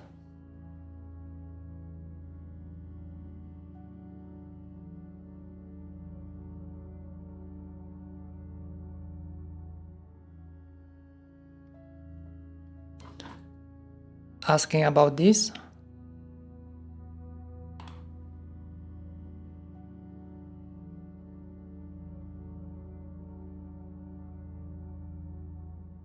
Yes, these are bearings. I was working on a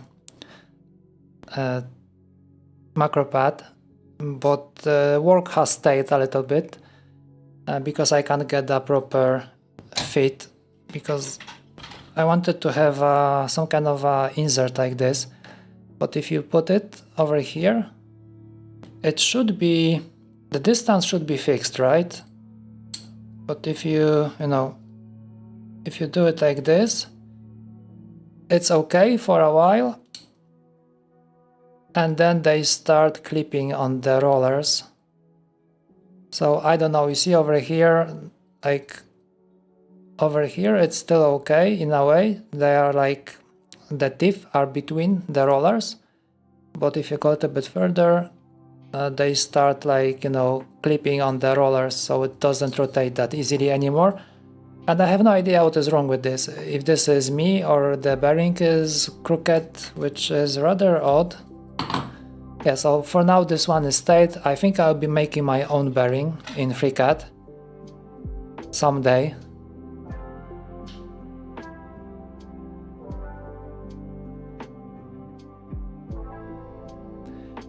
Yes. Yeah, I saw that. I think I'll be doing my own bearing, as I said. But yeah, always something else. Can't do everything at the same time.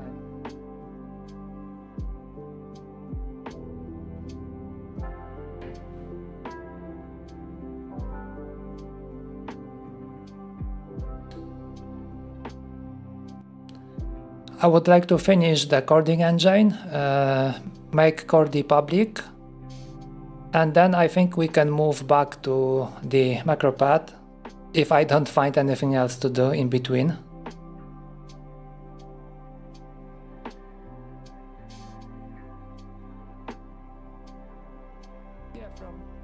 From what I gather, it's not that difficult to make one. I already have purchased the balls.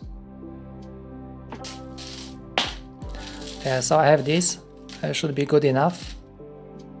All I need to do is to just jump into FreeCAD, because I think FreeCAD will be better because I can do it parametric.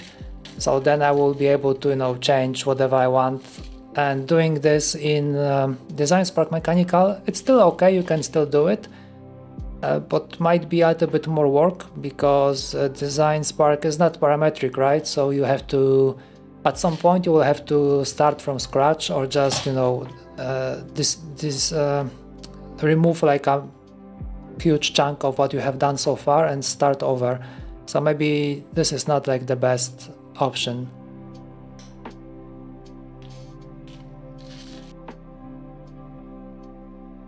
Yeah, I know, I don't like Onshape because it's a cloud, and at the same time, like whatever you do is public by default. Not that it matters much to me, but I think I would rather just go with FreeCAD on this one. The functionality that I need, I think I should be able to do with FreeCAD as well, even though I'm not a huge FreeCAD user. I think I should be good with just a simple bearing.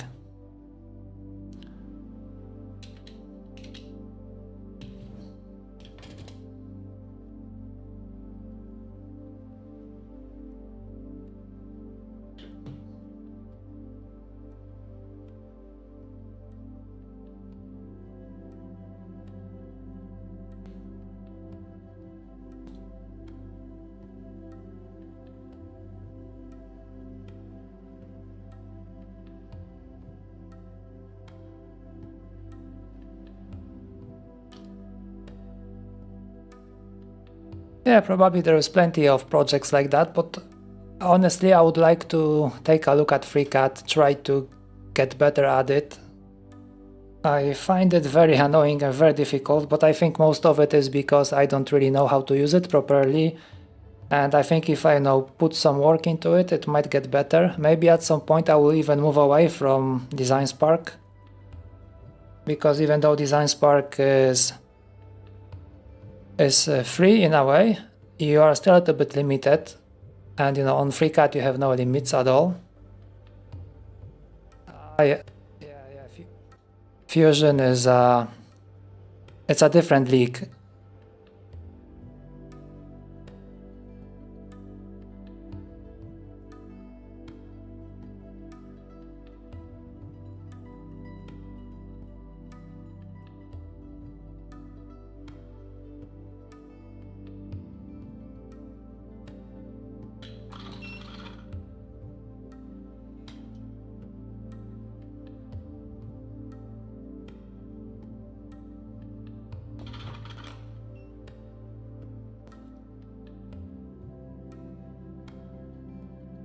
Yeah, so we are using it as a student, and then you get hooked up to the software, and after you finish school, you don't know anything else, so you go with Fusion, right?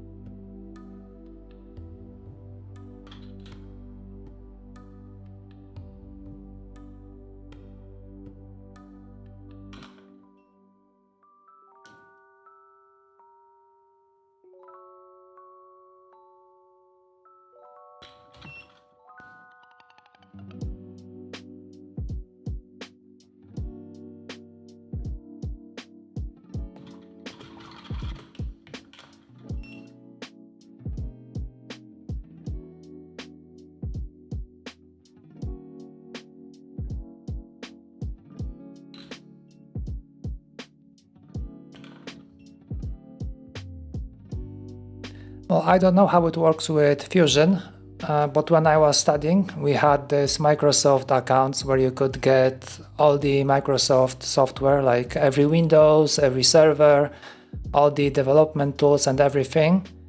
But it was only valid, I think, after you finished school. If you still had it installed, then you were able to use it.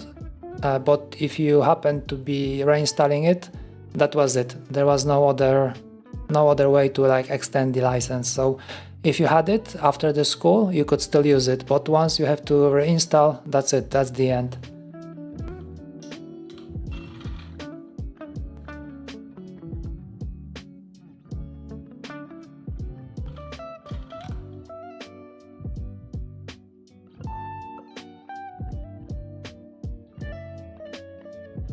But it might be different with Fusion. If you want to use it, I think you should check maybe the license or whatever, how it is being managed. But still, you can't, even on the free account, even if you're not a student anymore and they have those free accounts, we do have some limitations. But I think the biggest one is that you can't sell your stuff, whatever you make, you can't make money out of it. And there's no such limitation, for example, with Design Spark. Even on free license, you can still sell whatever you make.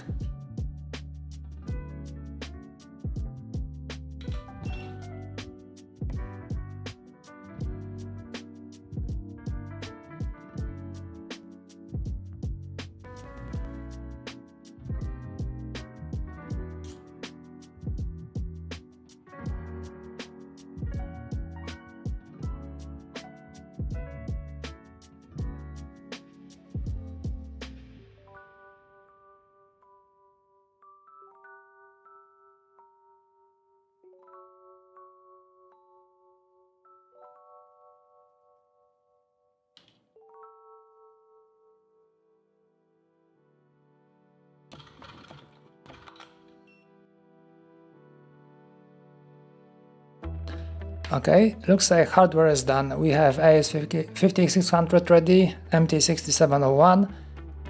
So now we should take a look at our prototype keyboard and set up the firmware for it.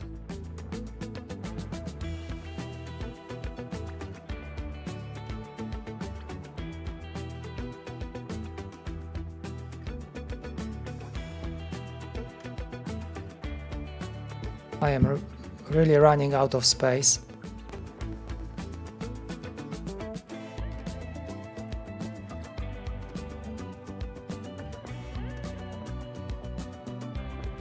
What's that? Maybe you can create a Discord server. I do have a Discord server. I did set up one, but so far I haven't shared any link or anything like that. I was thinking that it would make sense after I publish something. I don't know, would that be useful right now to have a Discord server? I'm not a big Discord user myself.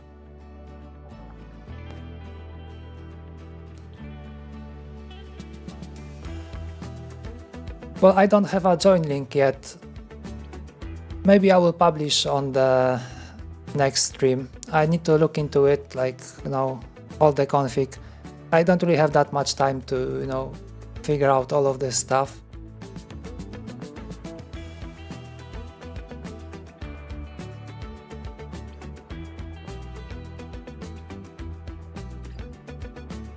A little bit. Maybe I would have more time if I wasn't binge watching streams on YouTube. Okay, where were we? So we need to take a look at the firmware, and I have some predefined keyboards for these tasks, and they should be somewhere over here. Okay, how about this one?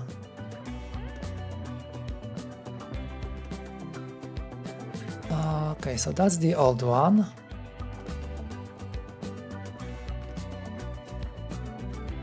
Okay, so whoa.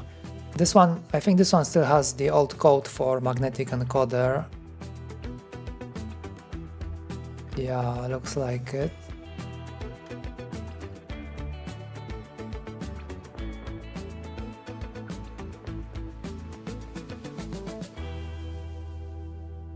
So this one is from the old era when we were testing. I think we can get rid of that right now.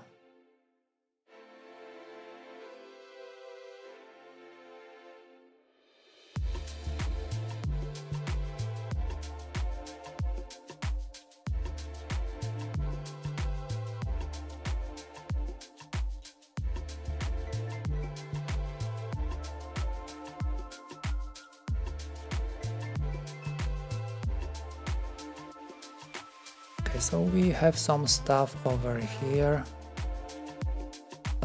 Let's change that to this.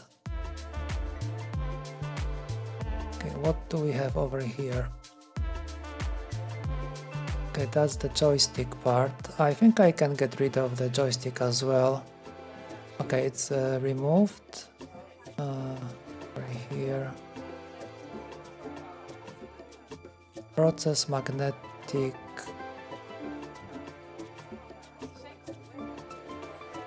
it's the name magnetic encoder update user. Okay, so the name is still okay, but the definition will be different.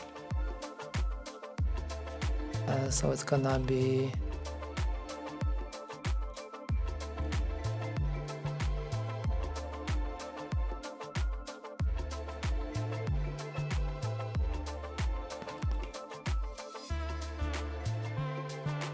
something like this.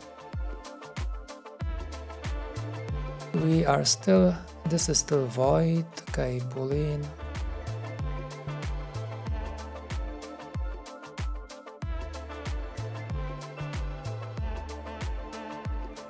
Okay, for now we're not gonna be doing anything over here.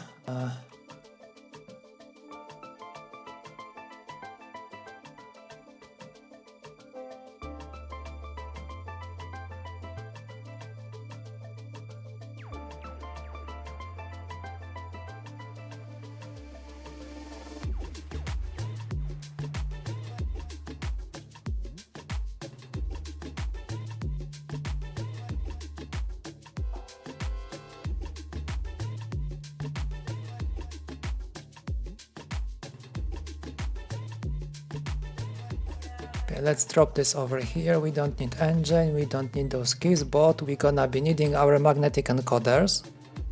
So that is one thing. What else? What else? I think I will just try to compile this without any kind of changes right now. Just the bare firmware. Okay. Do we need to change anything else? Okay, I2C master. We don't have to include anything else in the source code. Okay, I2C driver. How about we get rid of this? Let's go like that.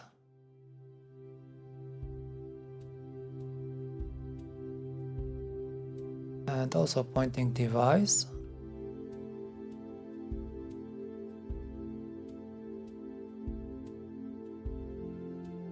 Okay, we don't need that. Mouse key, extra key, console. Okay, the rest is not needed. Okay, anything else that I need to... Okay, this one stays. Encoder map. Okay, so this one is okay. I think I can leave it like that for now because we don't have encoder map enabled anyway. So that shouldn't be really a problem for compilation. So basically right now if I compile I should be getting just the bare minimum together with the magnetic encoder.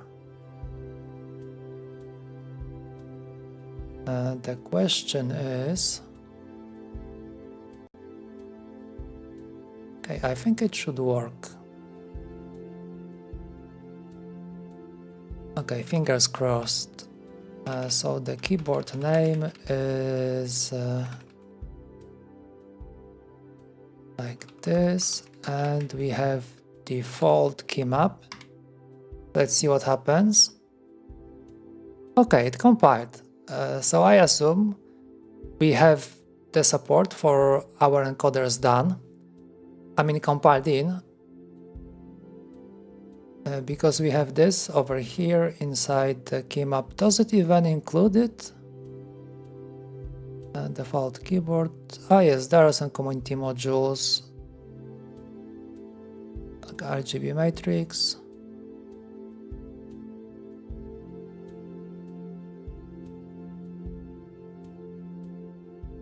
Okay, I don't see my magnetic encoder over here.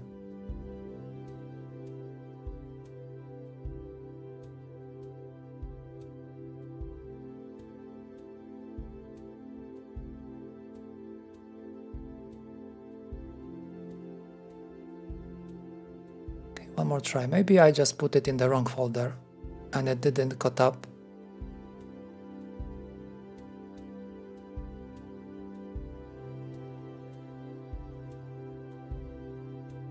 Yeah, now we know that it's okay because it's broken. What seems to be the problem right now?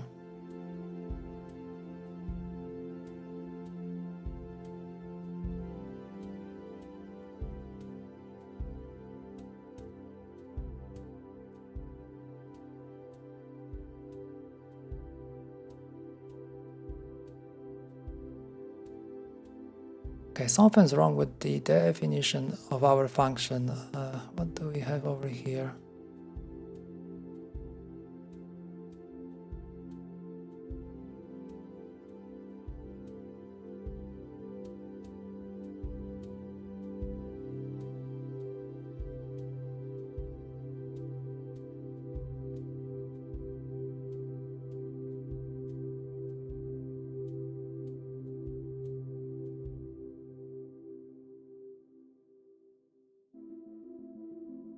Why is it complaining about that? We just compiled it for a different keyboard and there were no issues. So now it's complaining there is an error in the module file. How come? You got to love C.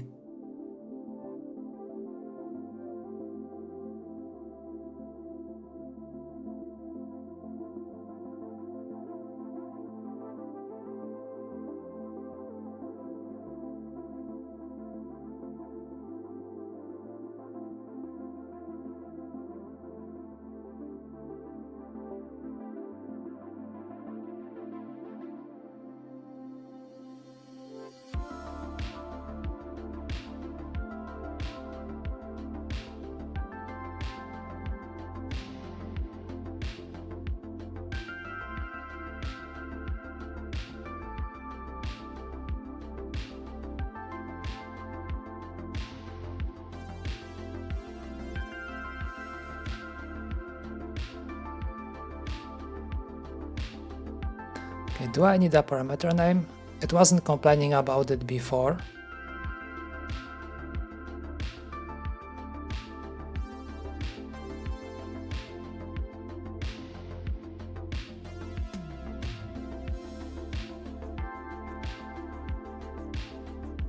Okay, would that satisfy you? That's kind of funny. Like, we just compiled it and there were no issues, and now I'm compiling for AVR and there's an error.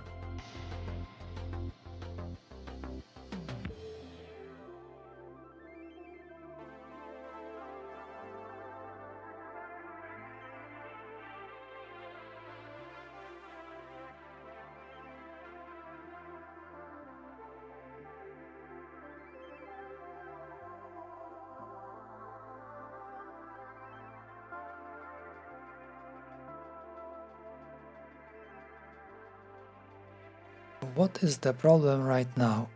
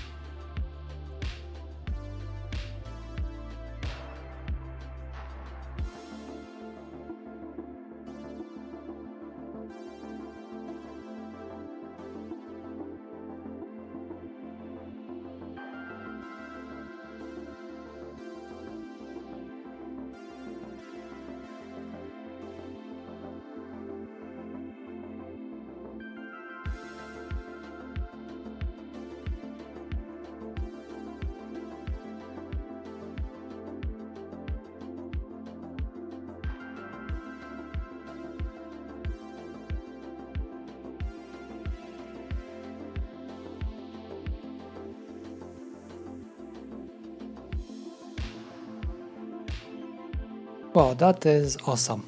I have no idea what is wrong with this line. Expected expression before token. Like, what expression?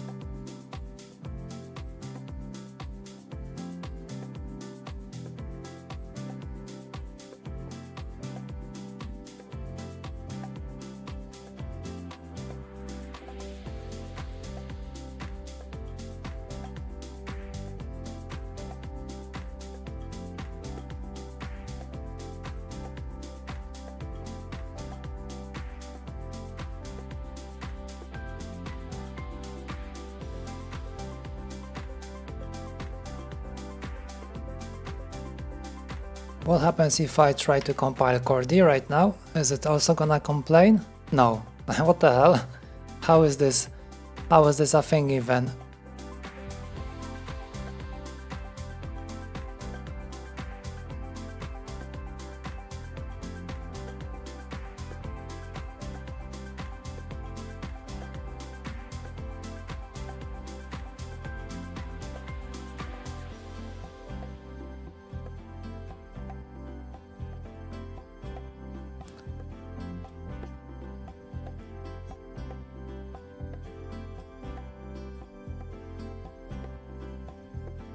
Oh, I love it. I absolutely love it when things like this happen, and instead of trying to figure out if it even works, now I'll be trying to figure out like what the hell is wrong with this?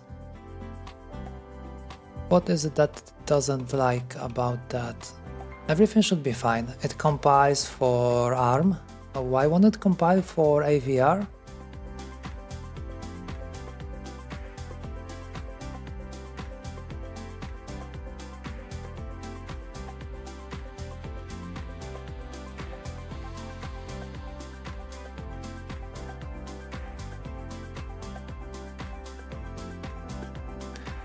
Okay, where is the problem? Holy shit.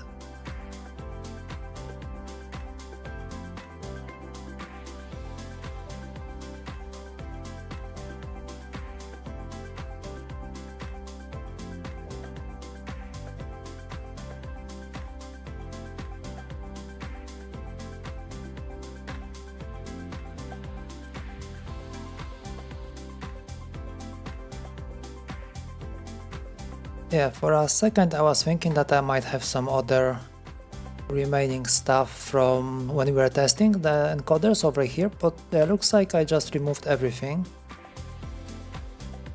And whatever it's trying to compile should be coming from the module itself. Okay, housekeeping task user, we don't need that. Debug magnetic encoder.h. So that is about right.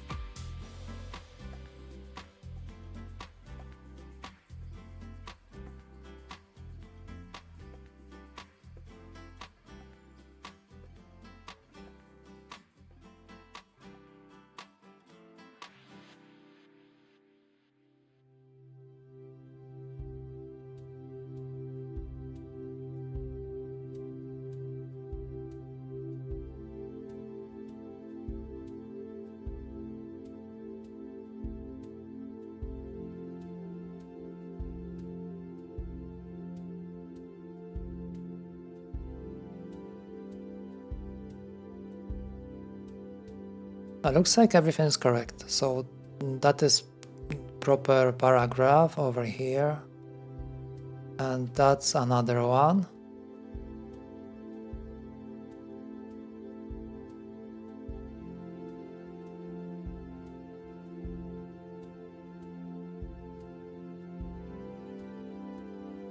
Yeah, everything is correct. Even more so that it will compile for ARM, but somehow it's having some issues with AVR.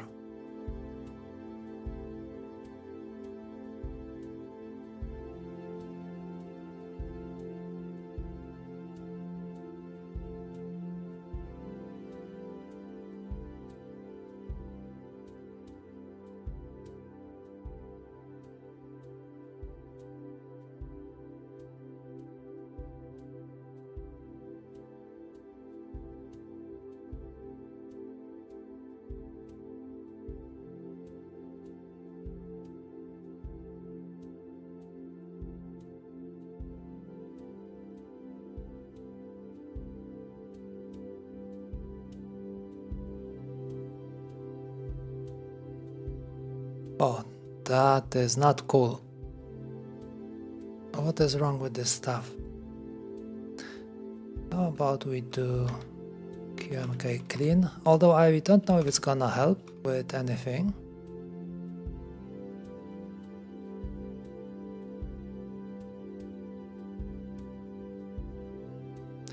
Nope, it didn't.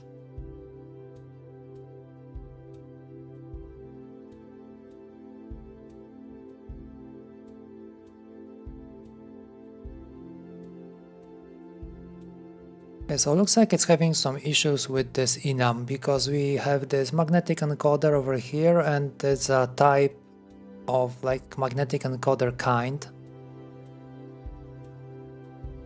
like this.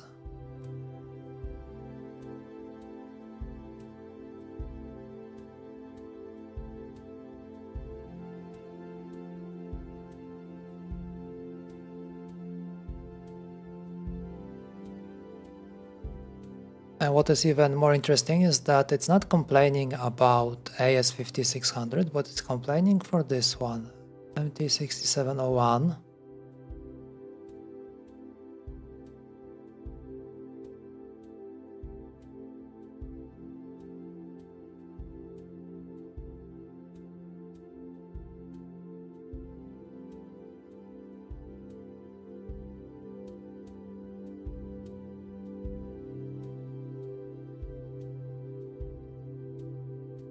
Okay, there are no files that I have missed over there.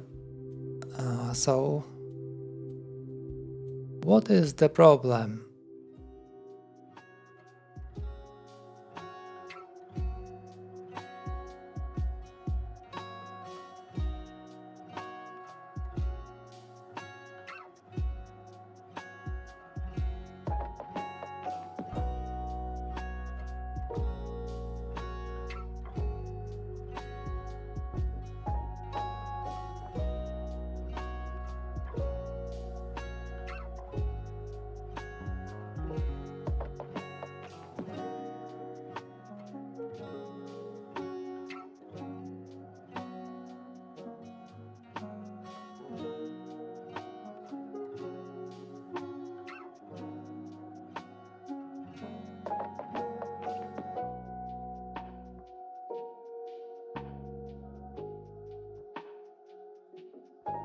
Okay, makes you wonder, because I think I saw it done a little bit different, because we need something to tell what is the last element of this enum. So for example, in this loop we could maybe use that. So about this last encoder, something like that. Would that change anything? So instead over here,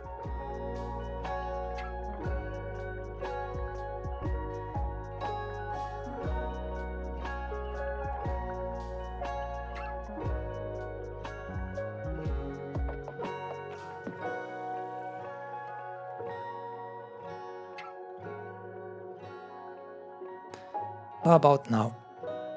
That's kind of interesting that, yeah, it's still the same.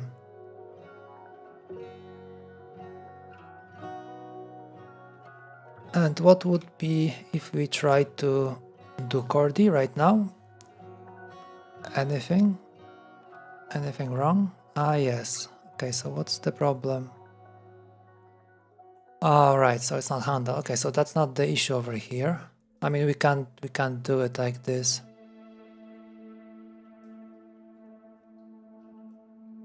Okay, so let's go back.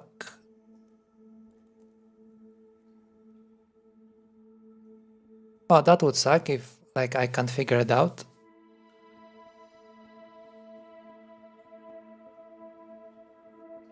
So now Cordy will probably compile without any issues. Okay, so ARM works.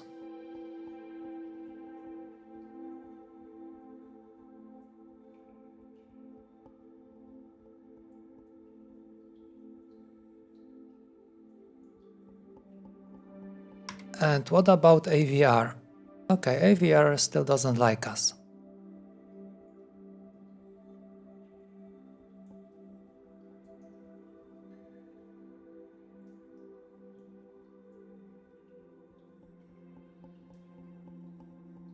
And what is even more interesting is that we have basically the same piece of code over here for AS5600, and it's not complaining about that, it's only complaining about this one. Okay, let's maybe do it like this. Let's see if the issue is with the code that is below, or what is the problem here?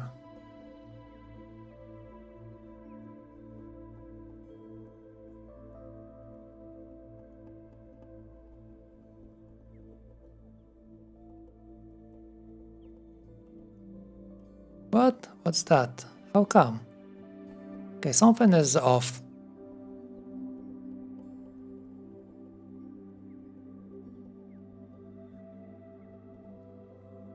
Because this part of the code is not present anymore. Okay, magnetic encoder is present, so I just... okay, so alright, I'm looking at the wrong part of the code. The line is 186? Oh no. Okay, that's the issue over here. Wow, how did I miss that? So it wasn't about this. it was about this part of the code, but what is wrong here?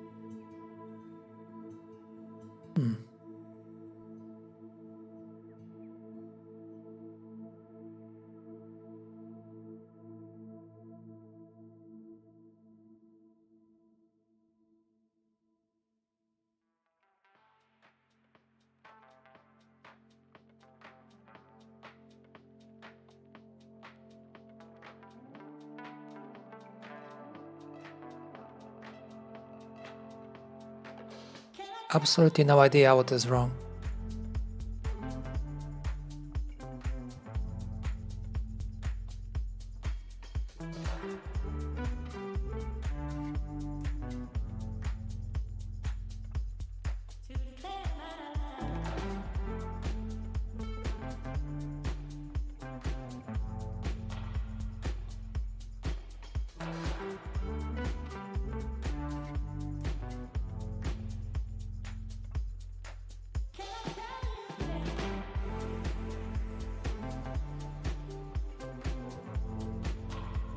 And now it's complaining about this part. Oh boy.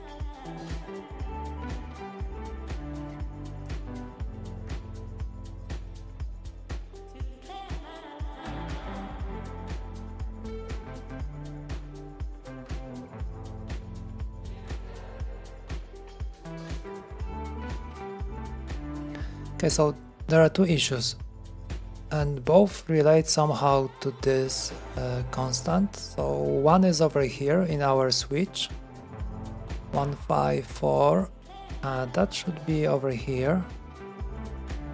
Yeah, so it's complaining about this one, and then it's complaining about this one. That is kind of odd, because like it's not complaining about AS5600.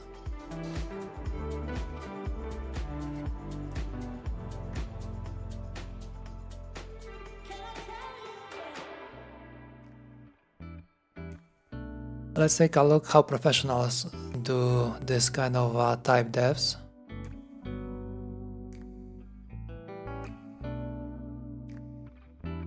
It's basically the same. Type dev enum and the values. over here. Okay, that is interesting. There is a colon after the last one. Could that be the problem? I was thinking that it's not needed for the last element.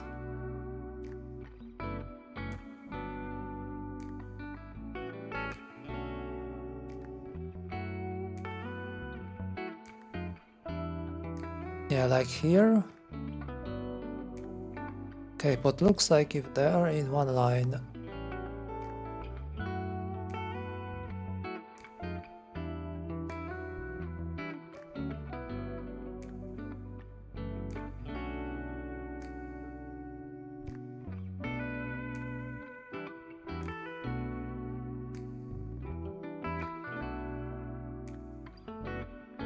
Oh no, over here there is no colon at the end. Yeah, same goes over here. Oh, there is one over here. What? Why is it like that?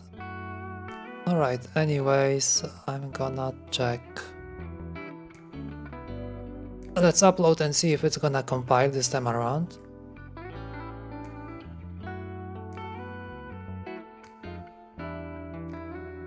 No, it didn't change anything.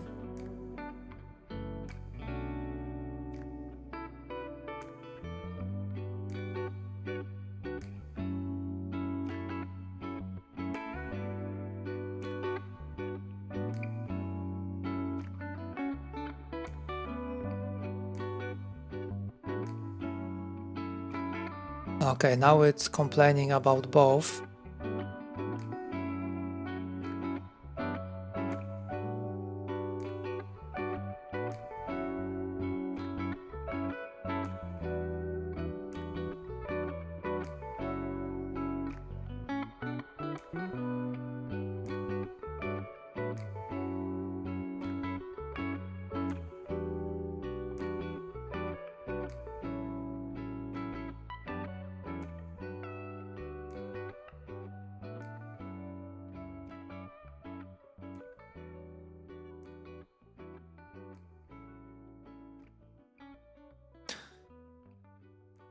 Okay, but the error is different. So now it says that the value 0 is not in enumerated type. Okay, so maybe we can change that to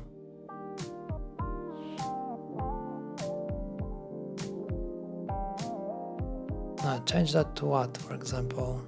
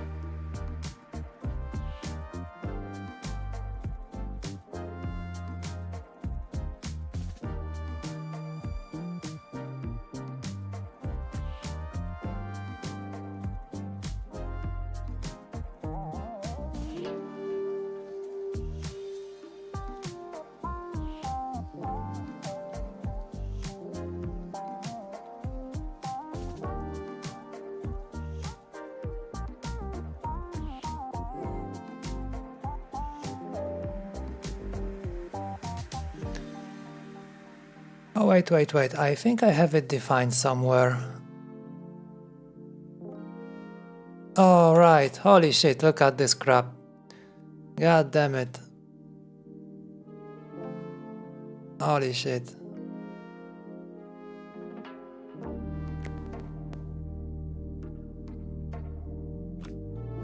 I love C.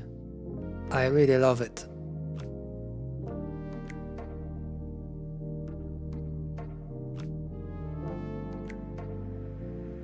Look, it compiled, no problem.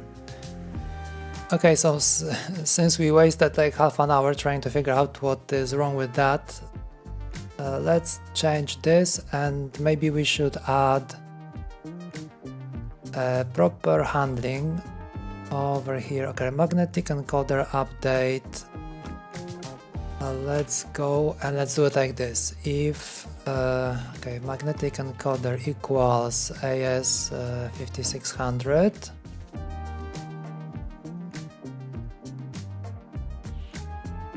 I think I'm gonna skip any kind of action for that. I think I'm just gonna limit this to like a print debug. So we know that the direction works, or at least it was working. Okay, let's do it like this.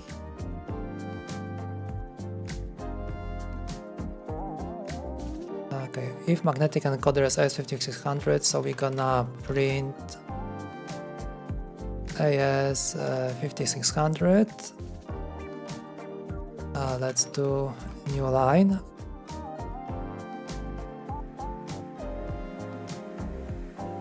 And okay, let's do it like this. If direction,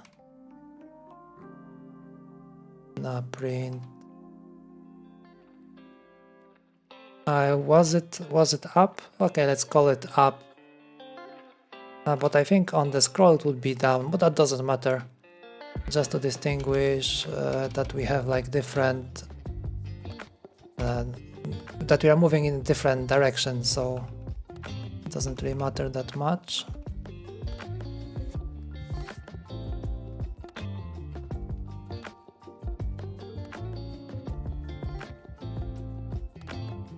And otherwise it's gonna be,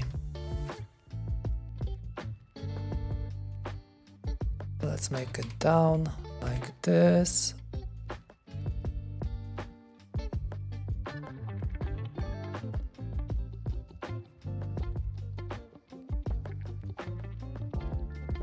Okay, let's close that. Alright, I could do an else, but I would like to check. So I would do like a if, and we see if the other type is properly recognized. Oh, I mean, it should be. I don't see it be going any other way, but if anything. Okay, so if we have MT6701, so we're gonna print MT6701 like this, and now if direction is true, then we're gonna print that it's MT6701, it's gonna be up. Just put new line. Okay, like this. Else we're gonna print, what's that? It's gonna be empty, right? 6701. Let's make it down like this.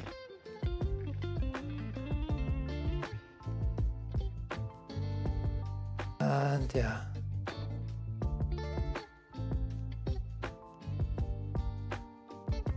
Okay, hello. It's me, Tuktaboev. Very interesting nick. Where are you from, bro? You're architect, you mean for development? Or architect in construction? Because if you're a C architect, then probably it's whatever you're seeing here is a heresy. But if you're an architect for like construction buildings, then it's fine.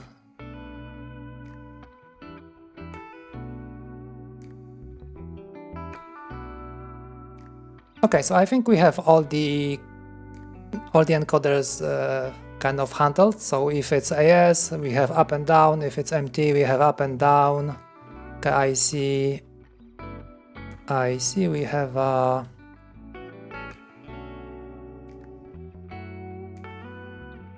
an error over here.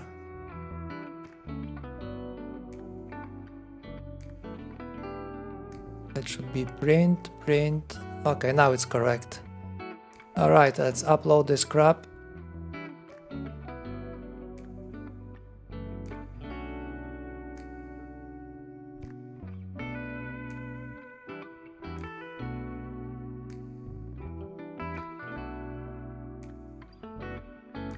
Okay, so BIM, it's construction, right? If I get it correctly. Yeah, Python and C++. Cool. C++, I think I would prefer C++ if I was to write something. C feels kind of too bare for me, and I am more familiar with C++. And C not so much, as you can tell probably.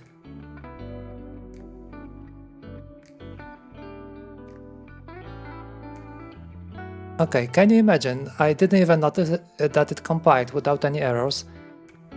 So we have to hook it up.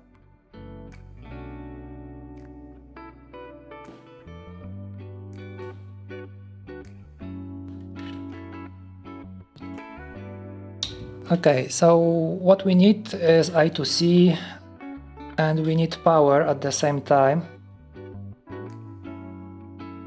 I guess I should bring some more wires.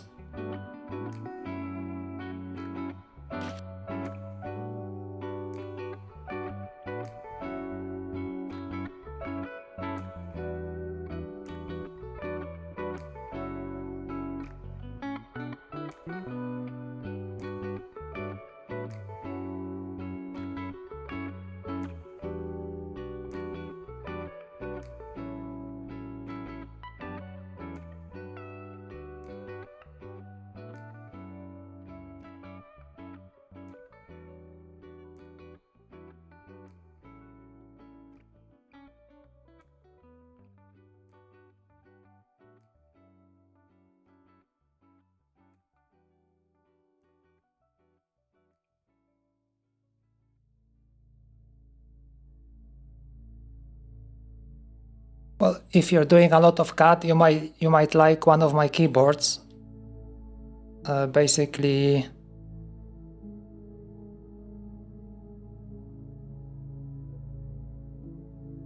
yeah, one of these. They are very handy for doing CAD because you have all the keys within the reach of your hand. You don't have to move it anywhere.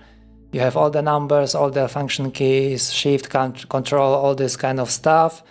You have arrows. You can even go ahead and use it with just one hand because the keyboard has a feature to mirror the right side on the left.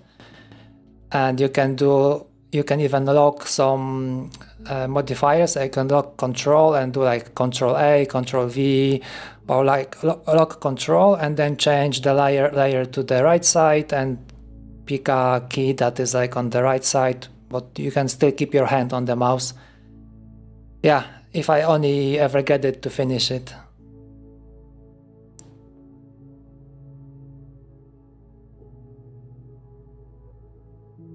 Yeah, I agree. Python is great.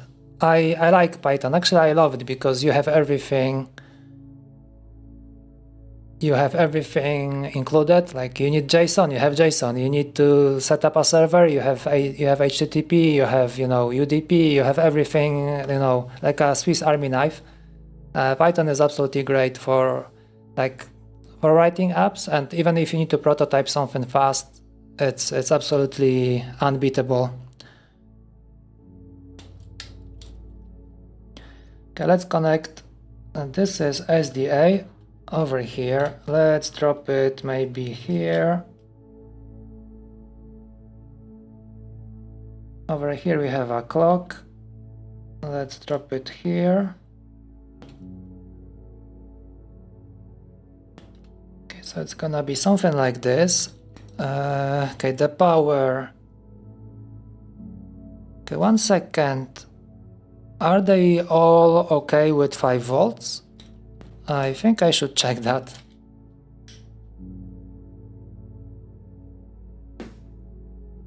That's gonna be a bummer if one of them can't take 5 volts. Okay, MT67, okay, 33250, perfect. And what about AS? I should have a datasheet somewhere as well. And AS is what? I think it should be okay as well. 12-bit, blah blah blah. Okay, maybe if we find 3.3 somewhere. Okay, it has LDO.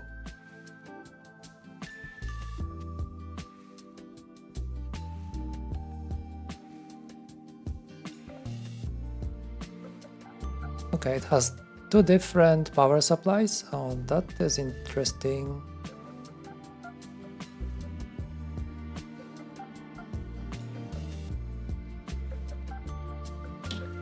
Okay, I think it should be good with 5 volts. Okay, 1 and 2.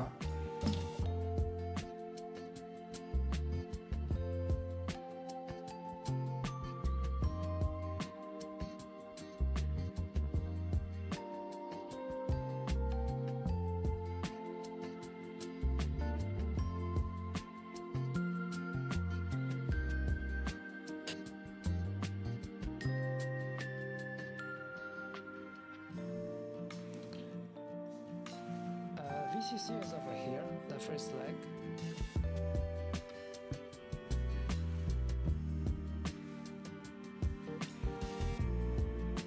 Yeah, looks like it goes here to capacitor and from capacitor. Alright, 5 volt it is.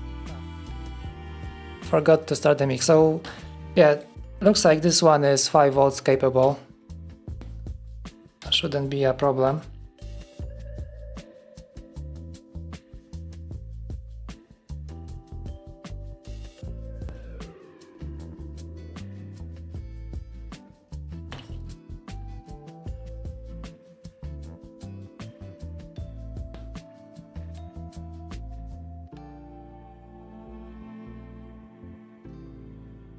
This breadboard is kind of messed up. Some of the holes, they don't work. Okay, I managed to fit this one in. Okay, I prepared all of these nice holders. I don't know how it's gonna fit.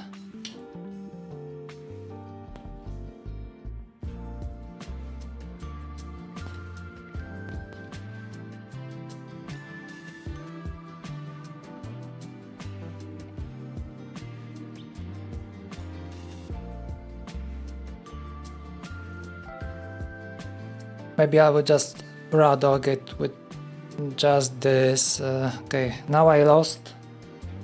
Okay, with the knob just directly onto the sensor. Should work as well.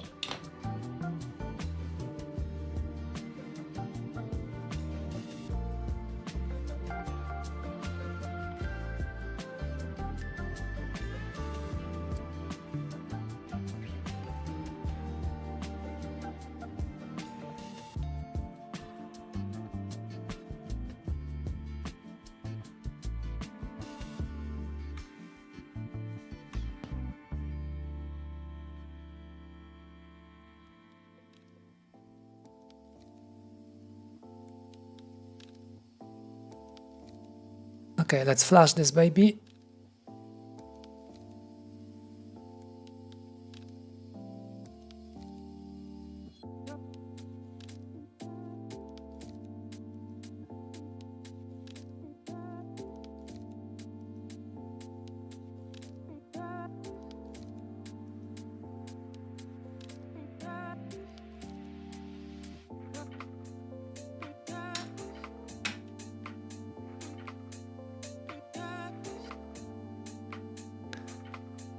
All right, nice.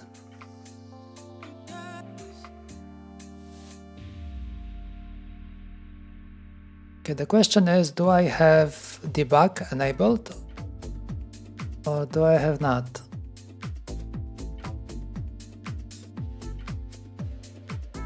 Okay, console is on over here and okay, debug enabled.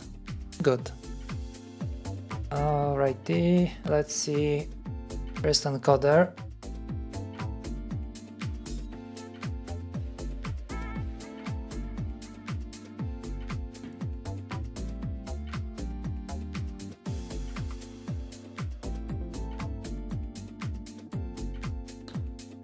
Great, nothing happens. How about this one?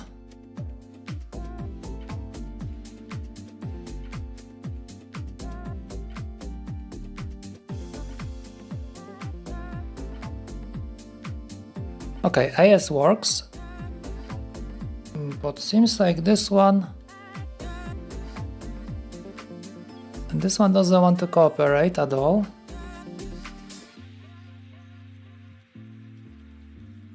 What is the problem with this? That's a good question.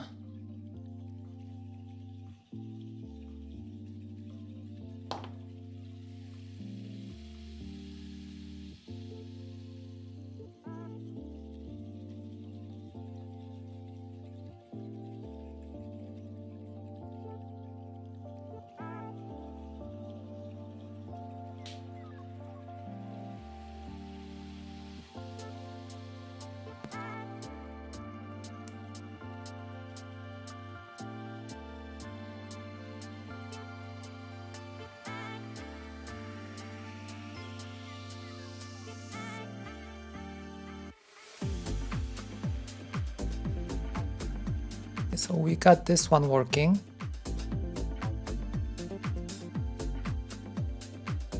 And the question is, well, probably it didn't detect the other one. I think we need to check if it has power and all this stuff.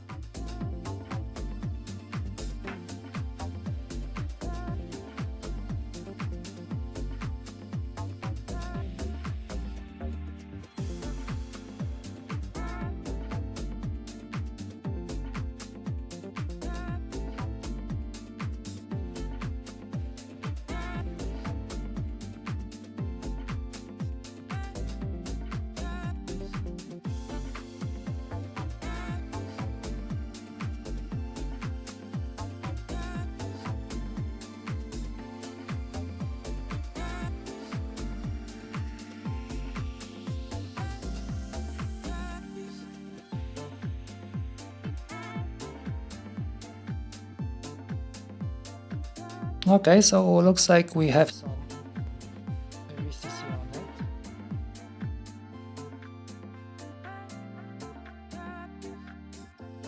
So I can't complain about this one. So could it be an issue with I2C?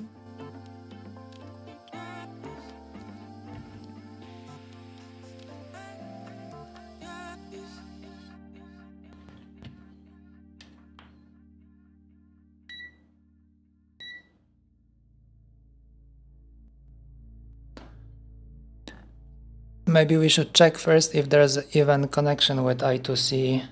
So this one should be clock. Okay, we have it.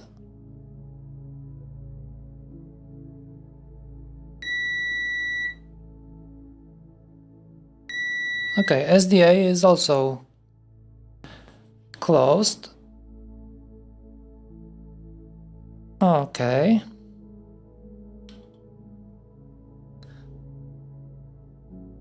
How about this? Okay, so I think the mode is also set correctly.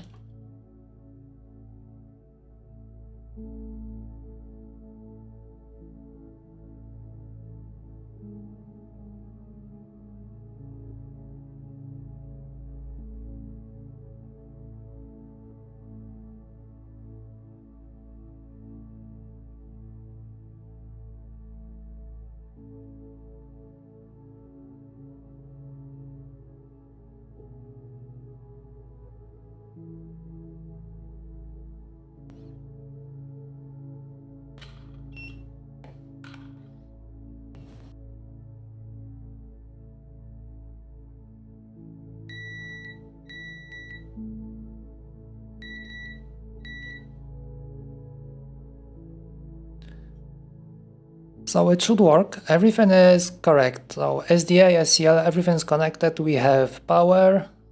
The pin number 2 is hooked up to VCC. So there's no way it wouldn't work.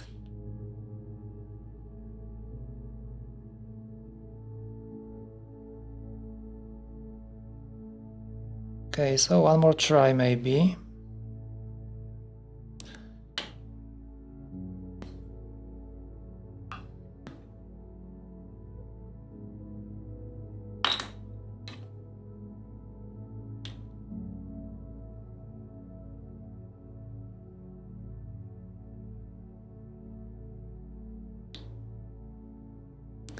Absolutely nothing is happening.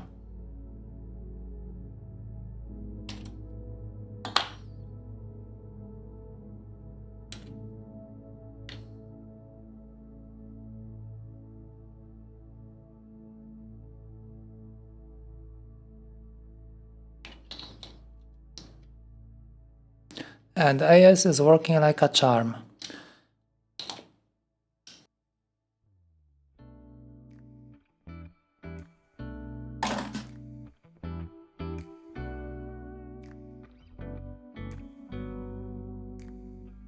I think we should add maybe some additional stuff to the moment where we are checking if we have them present.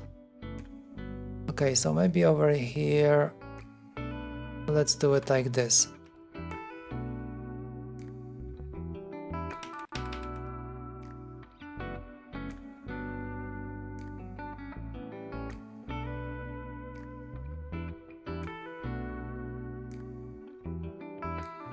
Alright, so this would mean that this one is present, and over here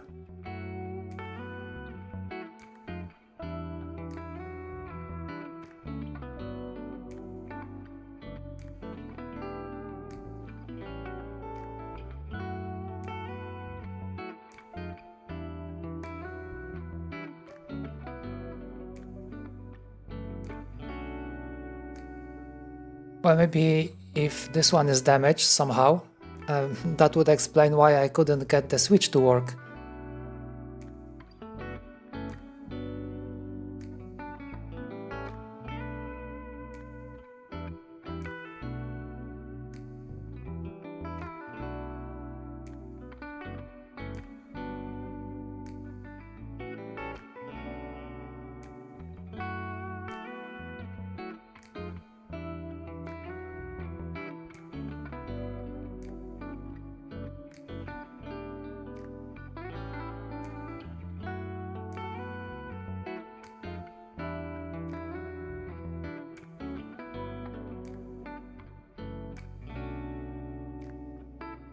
Okay, and we have it flashed. Okay, there is no message. There is no message that this one is missing. What will happen if I disconnect that?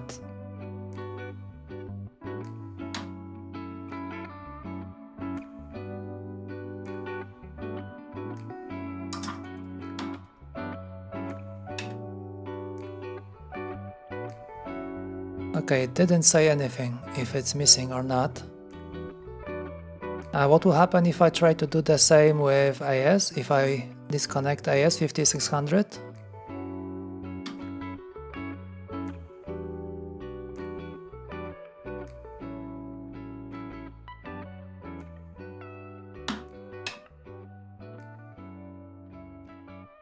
Okay, also no info.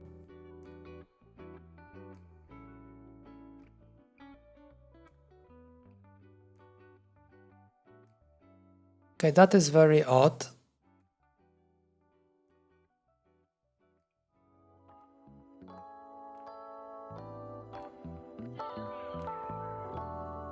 Yeah, sometimes we are not getting any output from the console. It might still work, like the code might have execute. Or maybe the HID listen just hung up, because sometimes it's losing input as well. So like it will show there's no output from the keyboard, but in fact it won't just read it.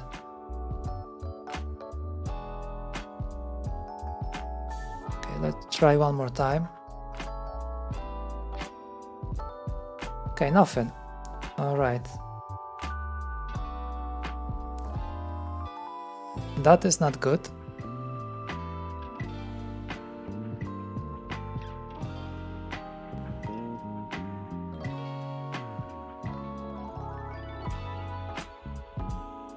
What is interesting that if I connect AS5600, it's gonna be fine.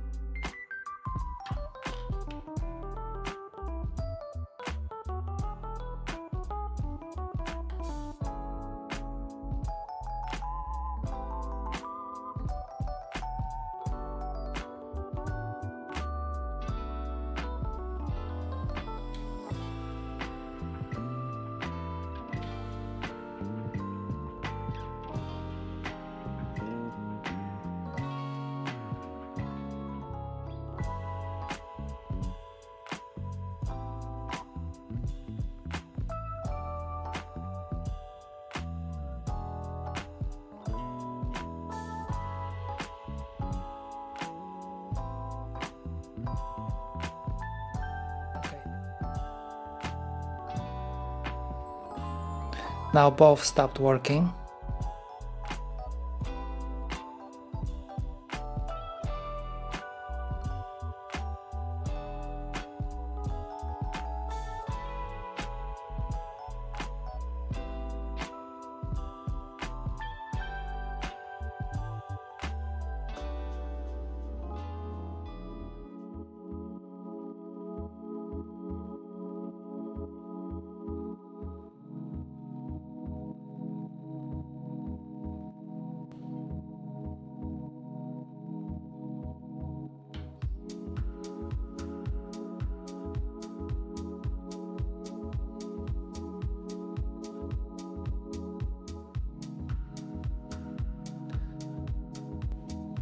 Okay, that is interesting. Now AS is working okay.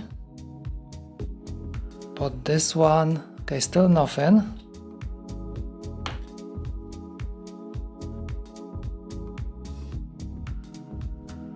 So if I disconnect empty 6701, then this one stops working as well. Oh, that is cool.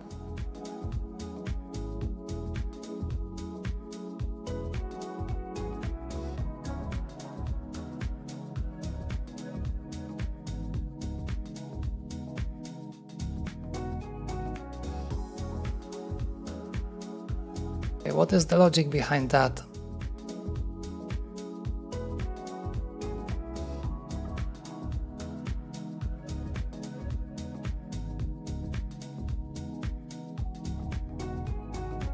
Okay, the question is, are we even getting inside this function? Keyboard post init.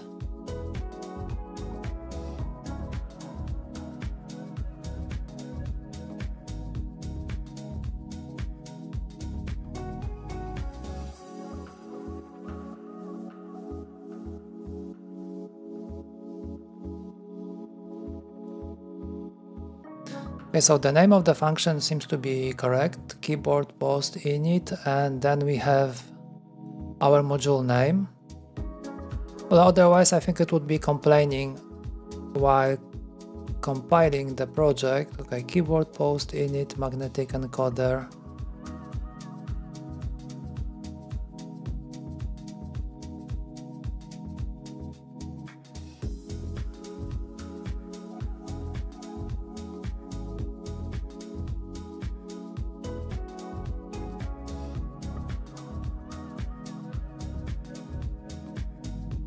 The question is, I might have overlooked this one feature because over here, keyboard post init user. Okay, we are in. Okay, so okay, modules.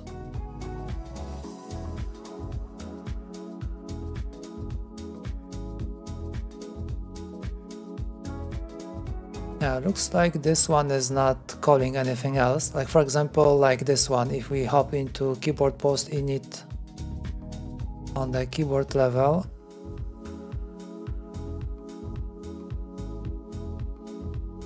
but I don't understand why there is no output over here.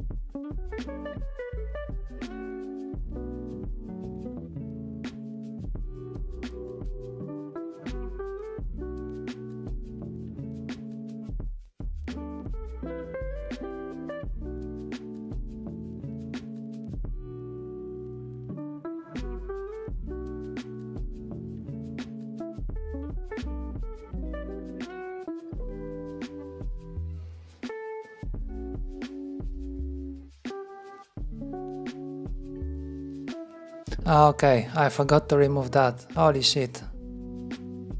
Damn, I always keep making these stupid mistakes. And then I spend hours trying to figure out what is wrong.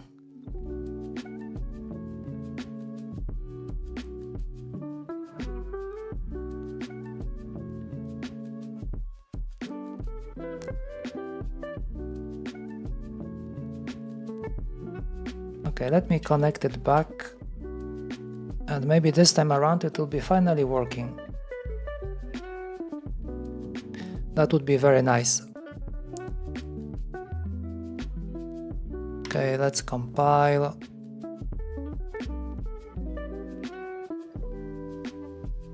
Oh look, there is a message now. Finally. If you see, present, okay, present. Okay, no message right now, and if I disconnect, okay, nothing happens. Yeah, so it happens sometimes. The output might be lost somewhere, like in some buffer, whatever it is.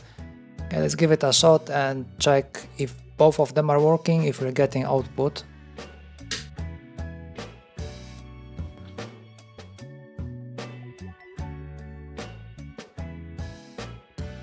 Okay, first one empty. And what we are getting? Oh yeah, I see it's working already. Nice. And where's the other one?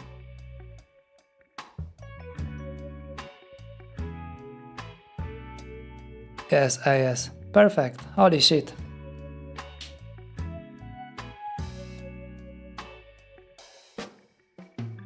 Okay, so looks like it's working okay.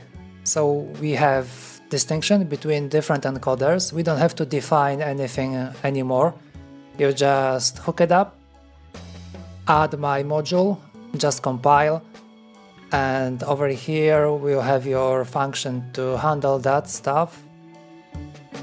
Where did I put it? Yes, you just go into this function and you can tell what is what. Wow, that took a while, with some twists and turns, but it works. Absolutely awesome. Okay, do we have anything else for today?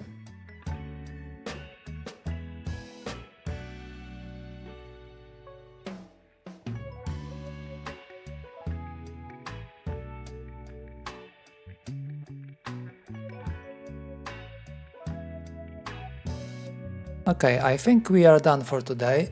I was supposed to fix this one. Okay. Nice. Oh, that took a while, and the chair is killing me. I don't know what is worse, this chair that I'm sitting on right now or standing all this time. I think I'll be seeing you guys on Monday.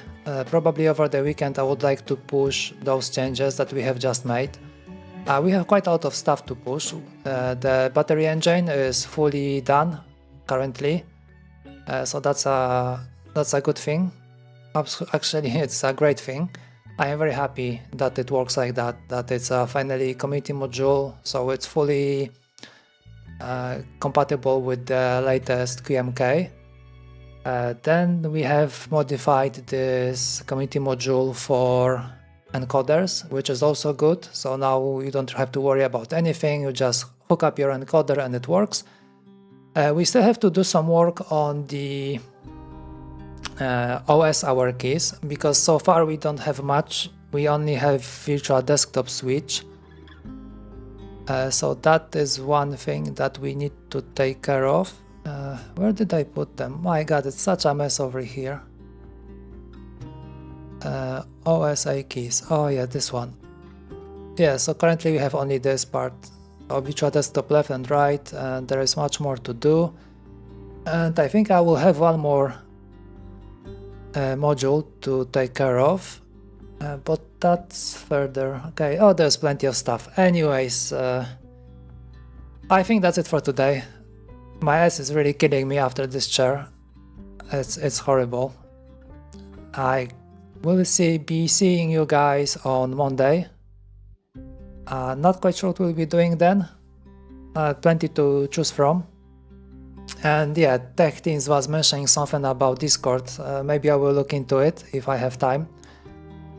So yeah, check the next stream if the Discord will be up, so I will probably announce it then.